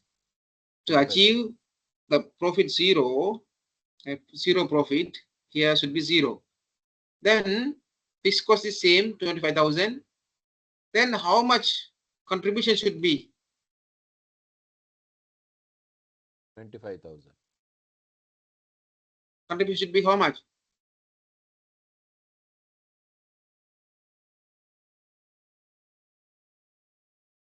How much contribution should be? 25,000. 25,000. This means the contribution should equal to its fixed cost. Contribution equal to fixed cost. Here 25,000 minus 25,000 equal to zero. Then based on this, they know variable cost is 60. Variable cost is 60.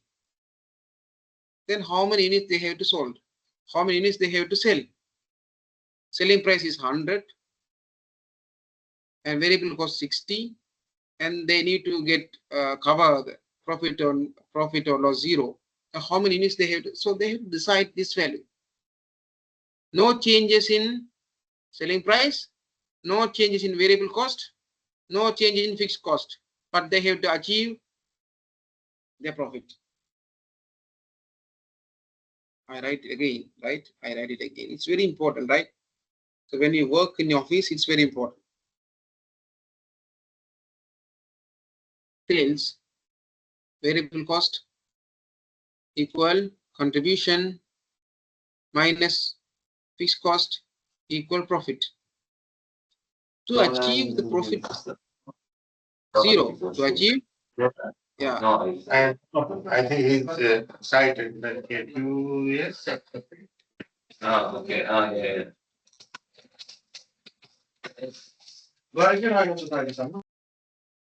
So who is this? Okay. To make this profit equal to zero, right? Zero. Normally we have studied the cost contribution above fixed cost. Above fixed cost is profit. Contribution below fixed cost is loss. Then what's this point is what? Contribution should equal to fixed cost.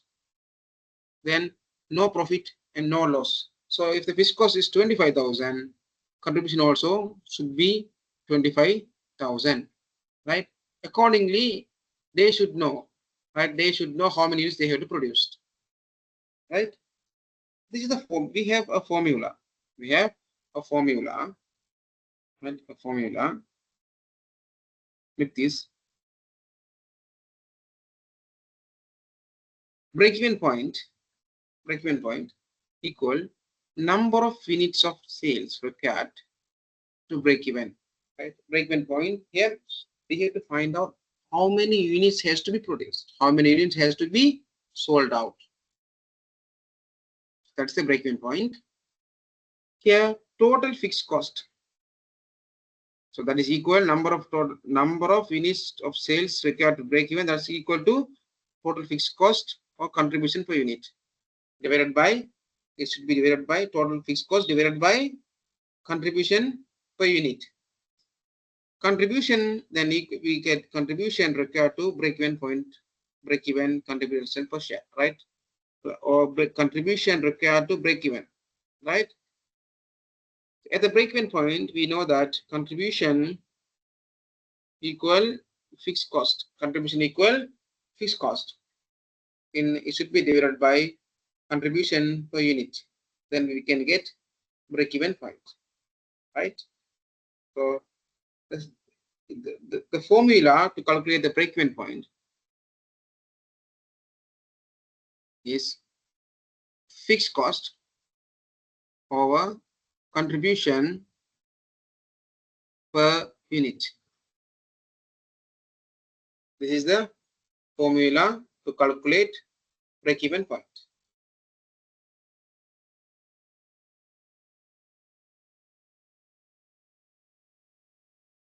Right here, expected sales 10,000 units at the selling price 8,000 per unit, 8,000. Variable cost 5,000, fixed cost 21 million. Right? The million. Compute the break-even point. Compute the break-even point. We know that to find out the break-even point, we need contribution and fixed cost. Contribution equal selling price minus variable cost. Fixed cost is given. A selling price 8,000, variable cost 5,000. Then how much contribution per unit? Contribution per unit, how much?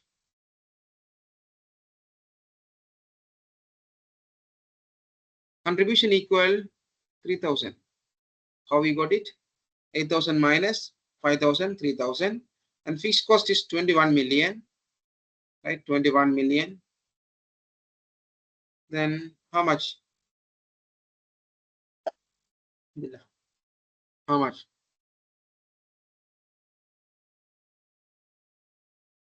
Contribution 3,000. Fixed cost 21 million. 21 million fixed cost divided by 3,000. It's equal 7,000 units. Right? 7,000 units. Then revenue, look at the revenue, 7,000 units into 8,000, it's equal to 51 million, 56 million. If they make sales for this 56 million, the company has ended up with no profit, no loss.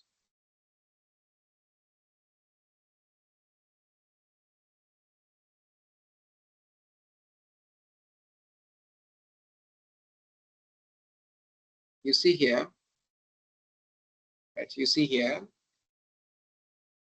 above sales above 56 million, right? 56 million. How? Each 8,000, no? Each 8,000 rupees. Each 8,000 rupees, and we have identified through the formula the number of units has to be sold 7,000 units according to the formula, right? Formula 56 million will be result profit of 3,000 per unit of additional sales, and the sales below 56 million will mean the loss of 3,000 per unit for each unit, by which sales fall 7,000. This sales, right? This 7,000 is a break even point. If any sales, if any sales made below, right, below this 7,000 units, each you lost 3,000 rupees. This is contribution. No? The unit contribution is 3,000. Unit contribution is 3,000. Right. Let's see whether we get profit equal 0 or not. So total revenue 56,000, variable cost 35,000, and contribution 21. So I will repeat this in the Excel sheets, right? You can you see my Excel sheet? Can you see? Is it visible? Is it visible?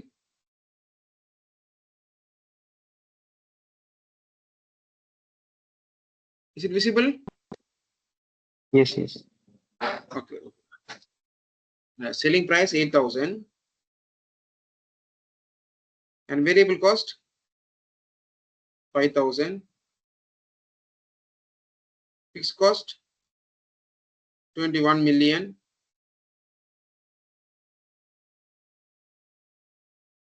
Now we need to find out the break-even point.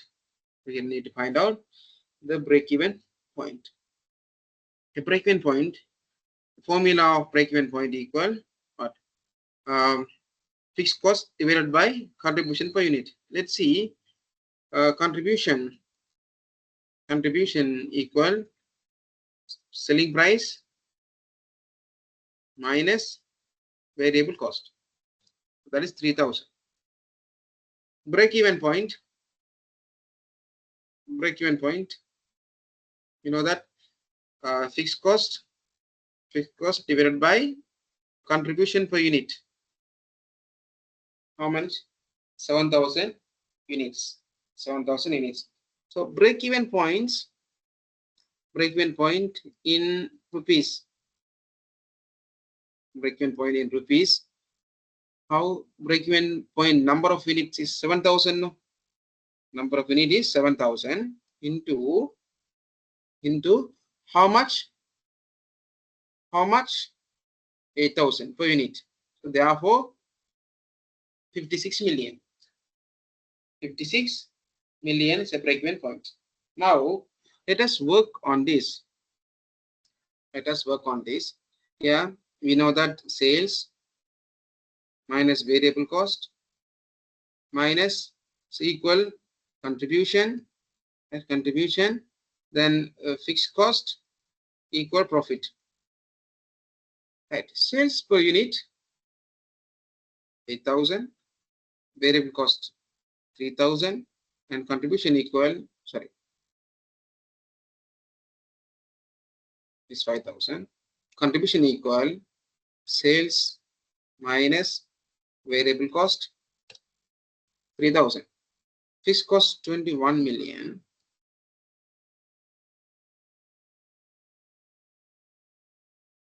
Fixed cost 21 million, right? Sorry. Now, right, the break-even point is how much? Break-even point is 7,000. Break-even point 7,000. Therefore, total sales 7,000 into selling price 6 million. Variable cost, total variable cost 7,000 into variable cost, this value, and contribution, total contribution 7,000 into 3,000. Or we can take this value from this value, deduct this value, and we can get this value. And fixed cost 21 million, and profit contribution minus fixed cost, it's 0. This is break-even point.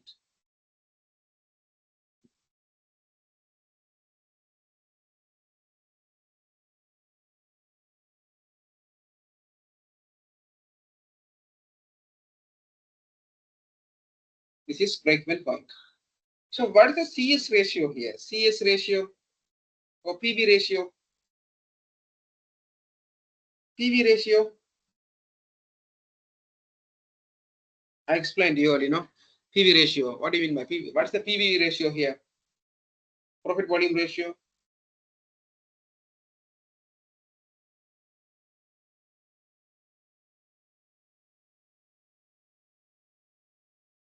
Contribution over sales. Here, contribution PV ratio equal contribution 3,000 divided by selling price 8,000. Then what's the PV ratio? 0.375. Or if you make it 100,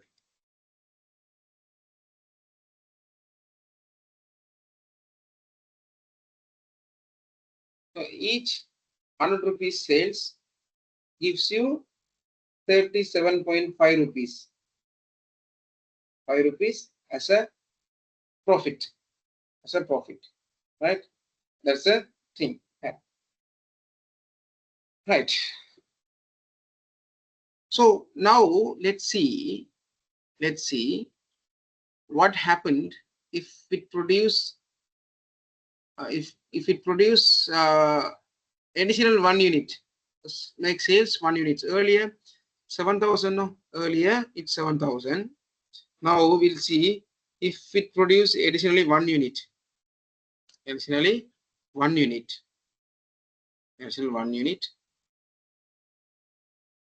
Right? 1 unit. Then how much sales value?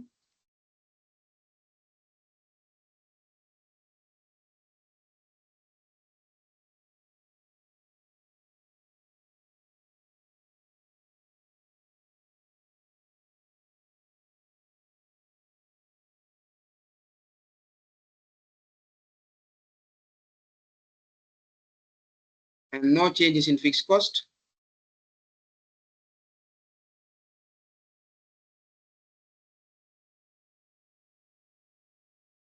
$3,000.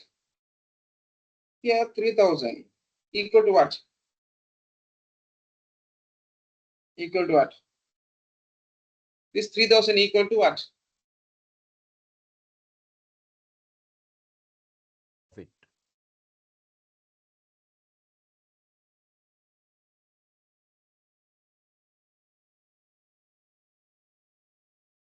This 3,000 equal to what?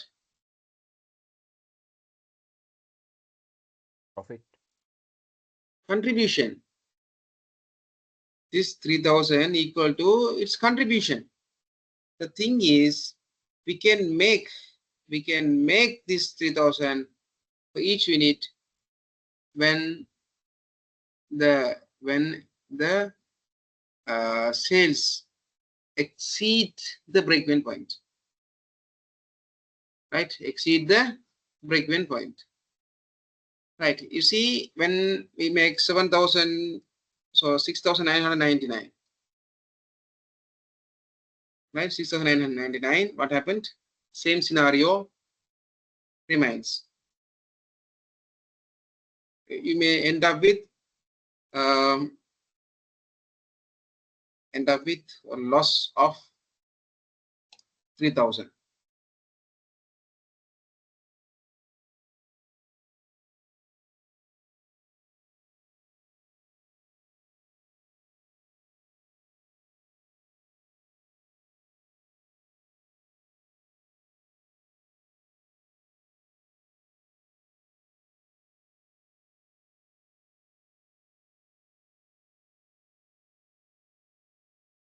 You see, 3,000 loss.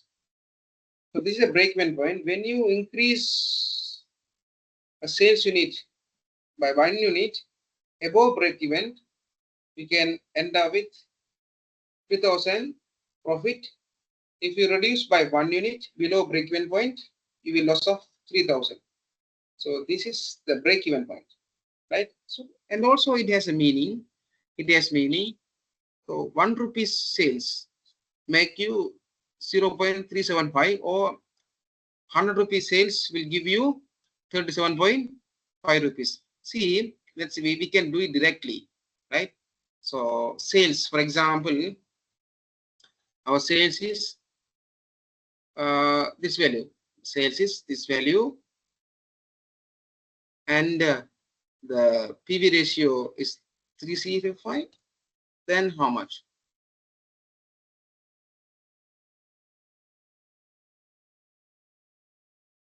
Sales into 305. Okay. What happened now? Something wrong here.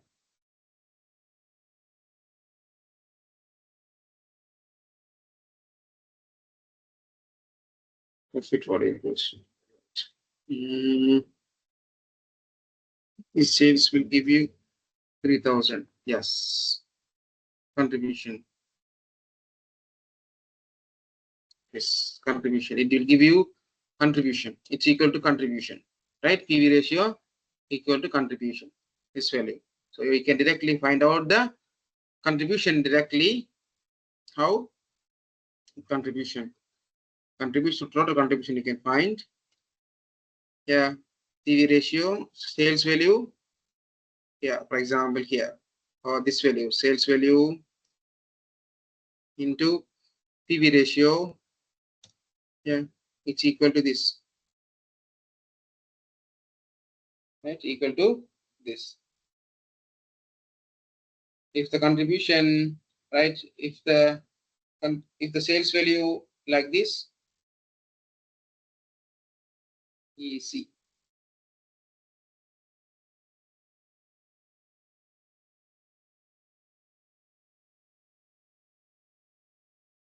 See here.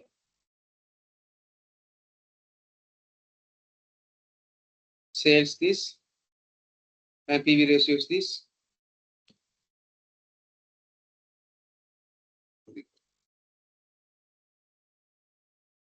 Sales value this into PV ratio. Right. This is equal to its contribution. Right. That's what here they explain you. Sales above 56 million. You see, sales 51 million, 56 million. This is 60 million. This is above 60 million. Above 56 million. Right, this column. Right, they are talking about this column. Is this. The sales above 56 million will result in profit of 3,000. 3,000 per unit of additional sales. Additional 1 unit of sales. Additional 1 unit sales. Above break-even. Sales below 56 million. This one. Right? Sales below 60, below 56 million, that is break-even point, will mean 6,000 per unit loss. Yeah, loss. In other words, profit will improve or worsen by amount of contribution per unit. So that equal to contribution. That equals to contribution. Right? Clear? What does it mean? Break-even point and PV ratio.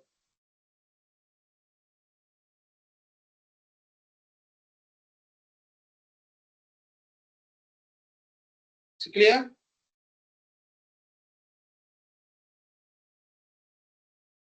Break-even point is clear. Or if you have any doubt, please let me know. It's clear?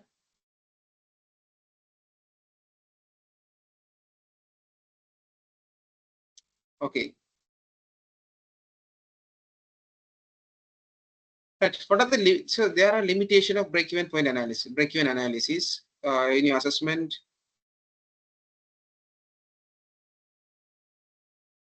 Yeah, you should understand the weakness of this break-even point analysis.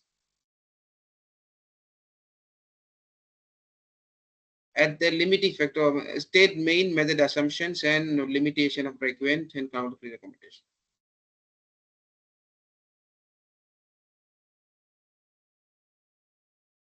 Right, you can read and understand the important limiting factor limitation of break-even analysis include. So it can apply to single product. You can apply to single product if you have a single mix of product. So if you have different product units, say for example, product X. So it has a different selling price and has a different variable cost. Y, it has a different combination of product and different combination of variable cost. So we cannot apply directly to that your final decision. A break-even chart may time consuming, right? It's not easy, right? We are using a simple assessment, simple examples. It's not a real world. We assume something so that we can draw this paragraph easily, but the thing is, in the real case, it's difficult. It assumes that fixed cost constant, all level of output, right? Fixed cost is constant. It assumes that variable costs are same. Variable costs are same per unit in all level of units. But in practice, when we improve, when we continuously improve our product, improve our efficiency, we can achieve what efficiency, so that we can reduce the product cost. Assumes that sales price constant. So sales price, sometime we will receive an additional order, right? Additional order, special contract. So that time we have to be flexible on the selling price. So that cannot be applied in the break-even point analysis. It assumes that production and sales are same. Yeah, production and sales are same. If you produce 10,000 units this time, right, you have to sell it this 10,000 as well.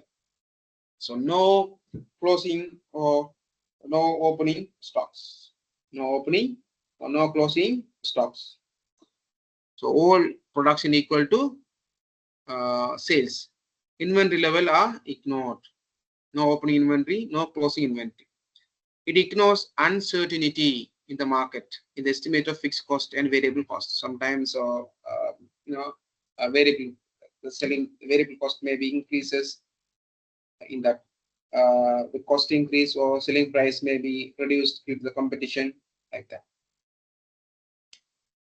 Contribution sales ratio, CS ratio. I told you, this one CS ratio. This is the PV ratio, sometimes called CS ratio. PV ratio or CS ratio.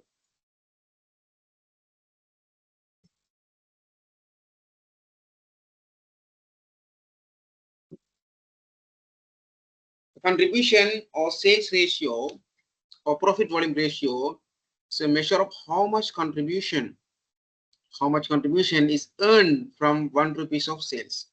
1 rupees of sales. At break-even point, there's no profit or no loss. No profit, no loss, and sales revenue equal to total cost or total contribution, that equal to fixed cost. You see, at break-even point, sales value equal to total cost or total contribution. You see here, this is a break-even point. Here, the contribution equal to fixed cost. Contribution equal to fixed cost or total cost. Total cost mean variable cost plus fixed cost.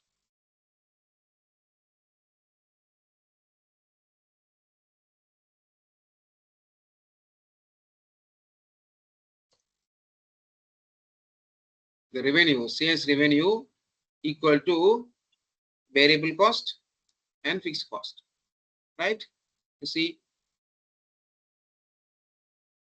the sales revenue 56 million in the break-even point. So here the sales, right? The sales covers variable cost and fixed cost, so that all expenditure equal to all income. That's a break-even point, right? Yeah, at the break-even, there's no profit, no loss. Sales revenue 56 million, right, equal to total cost or total contribution, right? And it's fixed cost.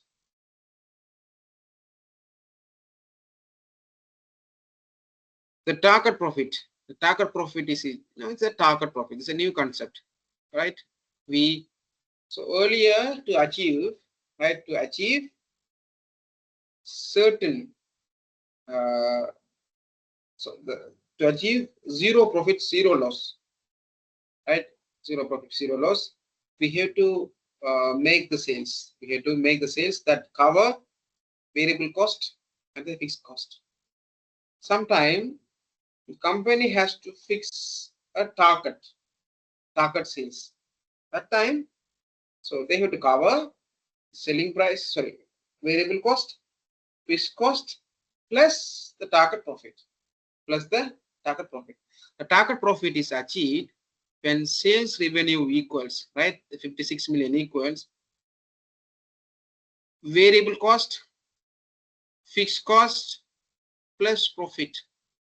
Variable cost, fixed cost, plus profit. Therefore, the total contribution required for target profit equal fixed cost plus required profit.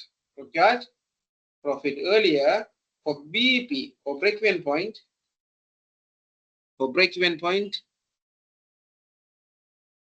the formula we consider the fixed cost divided by contribution per unit. Right now, the target profit. To achieve a target profit, right? So we have to cover fixed cost, and we have to cover the target profit. Say we are going to achieve 50,000. So that target profit, the target profit also should be covered, and both of these should be divided by contribution per unit. Contribution per unit contribution. Right?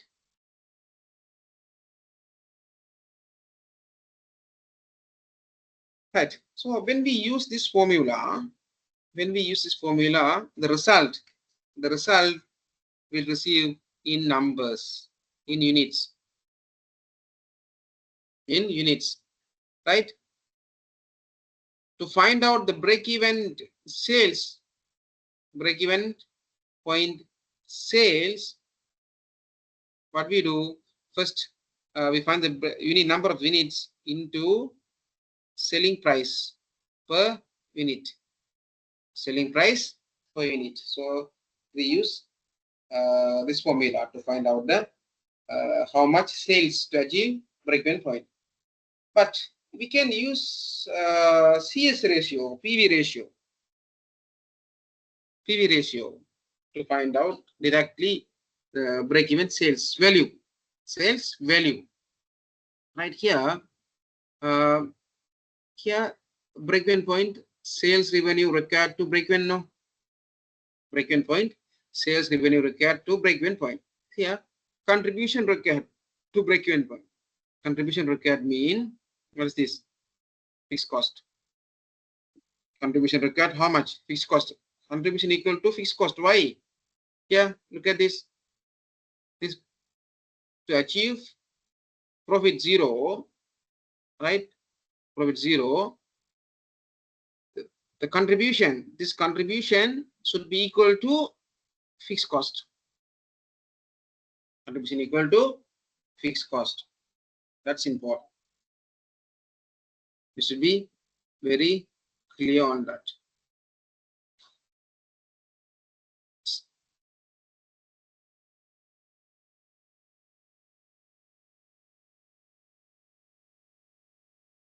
Yeah, the contribution required to break even fixed cost and CS ratio. Normally, we to find out the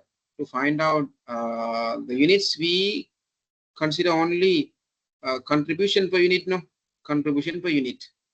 Now we use contribution sales ratio, CS ratio. What means CS ratio? CS ratio mean what? Contribution over sales. Here, fixed cost divided by CS ratio. CS ratio mean contribution divided by sales. So when we do this, it's come under like this: fixed cost, contribution per unit into S. This S come here. Right? So that's what here. When we do the ratio, so we apply CS ratio, we can get the break-even point in value. Also in the amount, right? In amount. But if you are just use, we just use contribution per unit, we can end up with break-even units. Break-even unit. So the example, in the example above, right? The CS ratio is 37.5. Yeah, 37.5. Break-even is where the sales revenue equals to this one, 56 million. How much here? 21 million is a fixed cost, no? 21 million fixed cost. Here, I do it. Here, fixed cost, it should be cover fixed cost. Should be divided by CS ratio. For record sales, 56 million. You see, 56 million.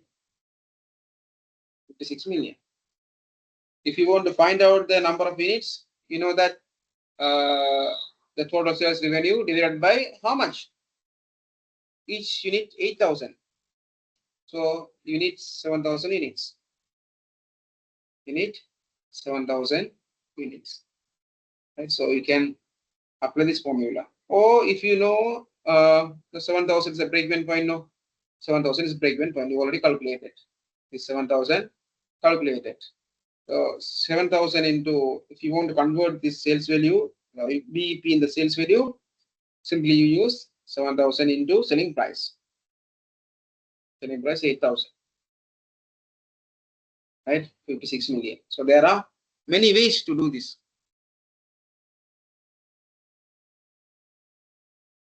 At the price of 8,000, the per unit represents 7,000 units of sales, right? The CS ratio is a measure of, C ratio is a measure of how much contribution, right? The CS ratio is a measure of how much contribution is earned from each 1 rupees of sales. Each 1 rupees of sales. The CS ratio of 37.5, the above example, mean that for every 1 rupees of sales, contribution equal to 375 is earned. Thus, in order to earn total contribution 21 million, and if the contribution increases by 0.35 per 1 rupees of sales, it must be like this.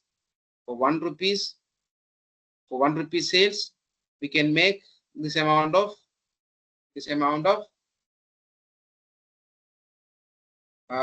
contribution. For how much to achieve 21 million fixed cost cover? At least we have to cover 21 million, right? For each 1 rupees, it give you 375. For 21 million fixed cost, how much sales could be, right? So it should be covered, right? It should be covered. So each unit, so 375, then you can get sales. The CS ratio, contribution sales ratio, is sometimes called as PV ratio or profit volume ratios.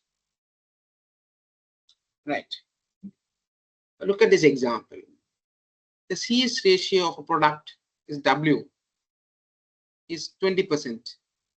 If the manufacturer of product W wishes to make a contribution of 50,000 toward fixed cost, right? Wishes to make contribution of 50,000 toward fixed cost.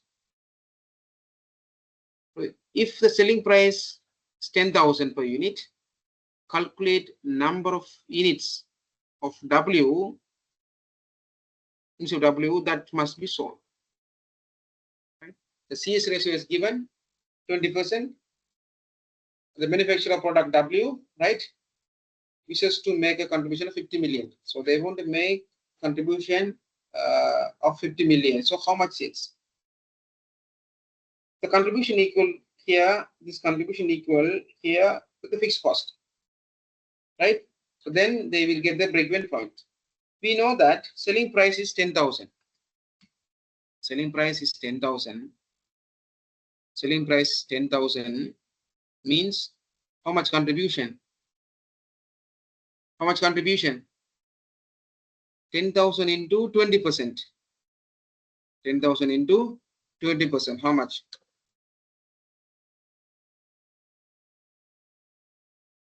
Yeah. Price, selling price. Selling price 10,000. And CS ratio is 20%. 20%. What's contribution?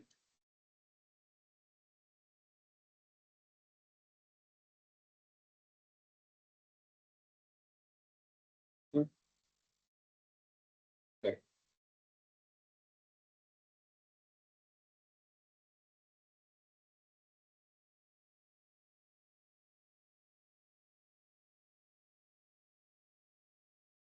Sorry, right?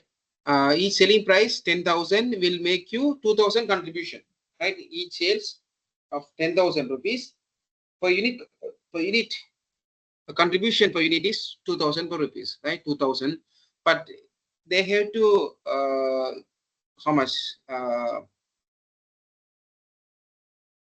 They have to make 50 million fixed cost, right? 50 million, make contribution 50 million toward fixed cost, right? Then, so to find out the break-even point, the fixed cost is 50 million, no? 50 million. 50 million. Then what is break-even point? Break-even point, here, fixed cost divided by contribution per unit. 25,000 units enough. 25,000 rupees enough. 20,000 units enough. 25,000. So in other way, like in other formula, we can find fixed cost divided by CS ratio. CS ratio. How much? 250 million. Or we can find in other way. So we know that the break-even point, the number of units is 25,000. 25,000, and per unit selling price is 10,000 units. Then finally we get 250, right? So these are equal. So we can find it in different ways. Find it in different way. See here, the number of units that must sold, 25,000 units. 25,000 units.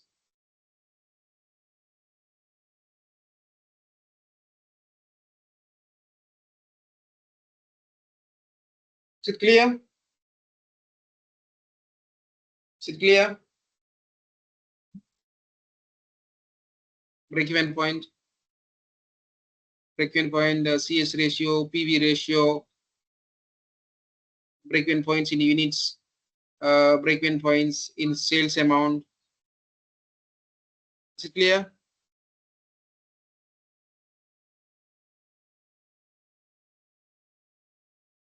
Right. Now we move to margin of safety. What do you mean by margin of safety? Margin of safety, it is this.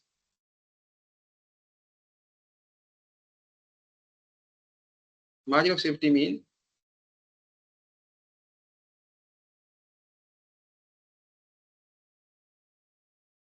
so this is number of units sales, number of units. This is rupees sales, rupees, right?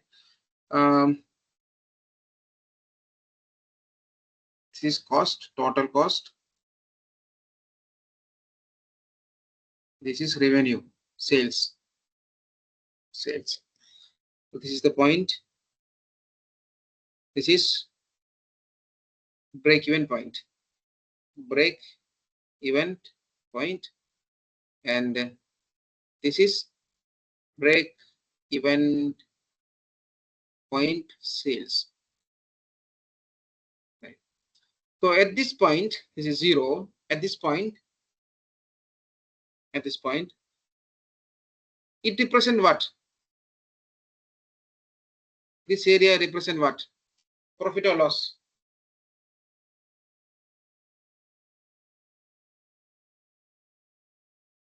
This shade area represents profit or loss?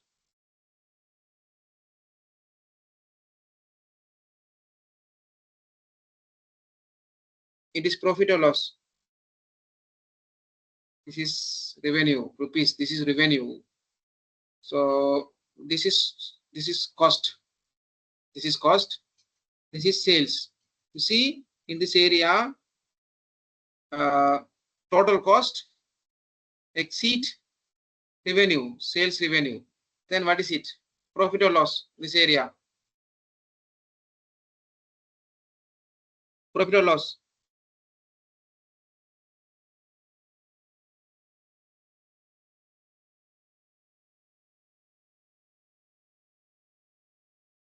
The shade area, profit or loss?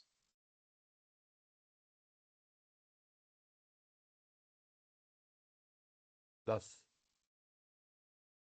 It's a loss. It's a loss. It's a loss. This area, above this area, you Profit. see total cost below. Total cost below sales. This is what? This is Profit. profit. This is profit. So here the area, the area represent amount of profit. The area, no, this triangle, the area of the triangle equal to profit. This area of triangle equal to cost. So this is the point. Point, there's no triangle. This is called what? Break-even point in units. So when you draw like this, you can get break-even points in sales rupees. Now, right. Now see, the company makes sales at this point. Company makes sales at this point. Then how much profit?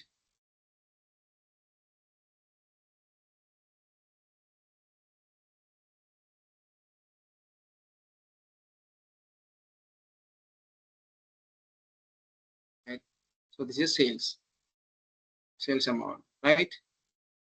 This is break-even point sales. This is break-even point units. So this is target sales or actual or projected or actual sales. Actual sales. Now, the difference between the break-even point, difference between break-even point and the actual sales, this gap is what? Margin of safety. This area is called margin of safety. This is in terms of units. In the units, this is in terms of rupees. Margin of. So why do we call this margin? Say for example, the break-even point is 100. Break-even point is 100. Break-even point is 100. And actual sales 120. So what's the margin? Margin of safety.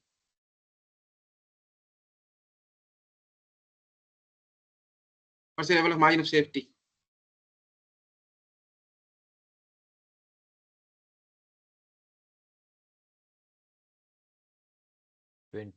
What? Yeah. What's the margin of safety? How much? How many units? Margin of safety? 20 units. Only 20, right? The margin of safety is 20, right? Assume this situation.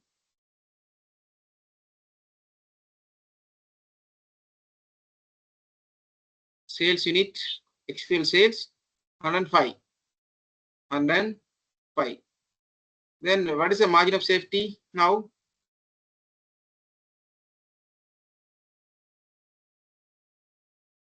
5 units. 5. So this is 5 margin of safety for company A, margin of safety for 20, margin of safety 20 for company B. So which company under the risk? Company A or B? Which company under risk? A. A. Because due to some reasons, if the sales comes below its break-even point, the company A end up with loss. If company B, right? If the company B, even though in the market situation, right, fluctuate, still in the safe zone, right? The variance may be like this, no, not extreme, but here small changes in the sales, so they come beyond inside this region, then they will end up with loss, right? This amount of loss they may incur, this amount of loss. Company B, right, it has safe, even if the company sales falls and is still above the break-even point. So company B is safe region. So the margin of safety is very important for the managers to set their sales target. Always they have to maintain the safe level of they have to maintain what? Sufficient gap, sufficient margin on sales. If break-even point 100, they have to make sales at least 120, 140, like that. Is depend on the industry, right? So if they make sales close to break-even point, so they are in their the right danger zone. They are in their, they are under stress. They have to maintain the what do you call? They have to have built a strong fence, margin of safety, right?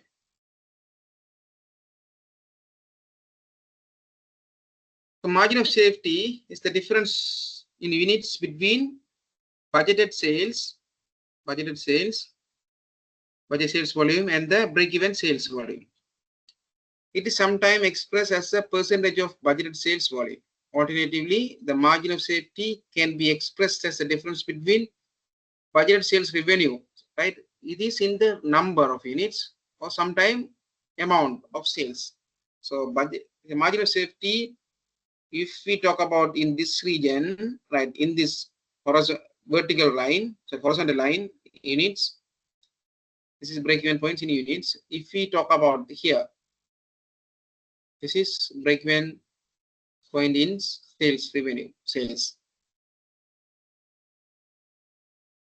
break-even revenue expressed as a percentage of budgeted sales revenue. So as well as being the interested, the break-even point, management may also be interested in the amount by which actual sales can fall below anticipated sales without loss being incurred. So this is margin of safety. The margin of safety is this. Margin of safety equal projected sales minus break-even point. So this is margin of safety. If you want to express in terms of percentage, we can divide it by this projected sales, right? So in this example,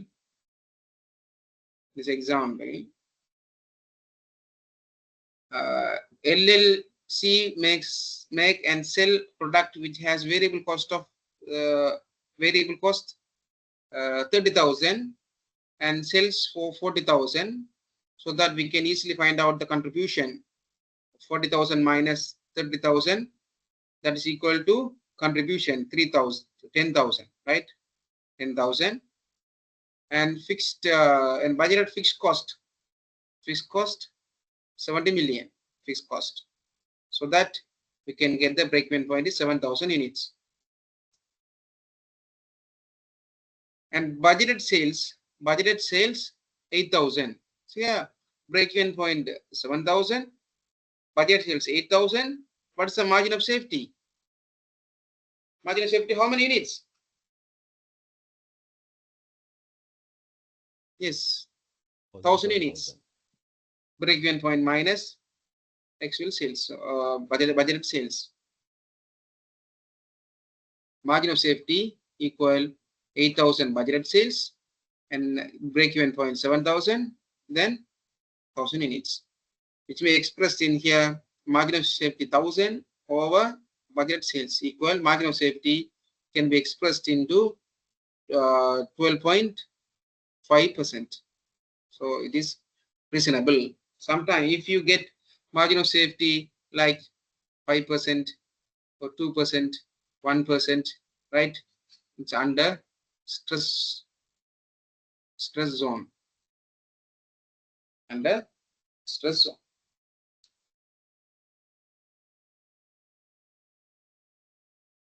Clear? Is it clear?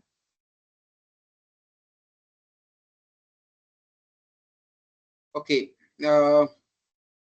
If we have any question, we can attend. Otherwise, we can wind up the class. Okay. Okay. We can wind up the class. Meanwhile, I want to share this material with you. How can I share?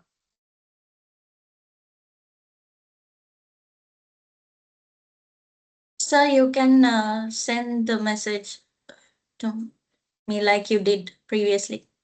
Okay. Send me a WhatsApp small Okay. smiley, and I will forward. Okay. Thank you. And kindly share among others as well in the group. Yeah, I did. Yeah. Okay. Good. Okay. Good night. Sir, Thank you, sir. Thank you, sir.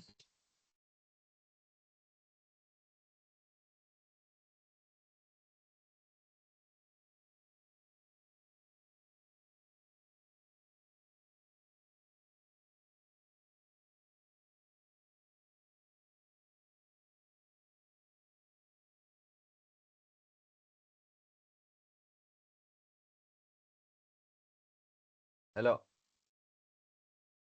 Hello, Inshaf.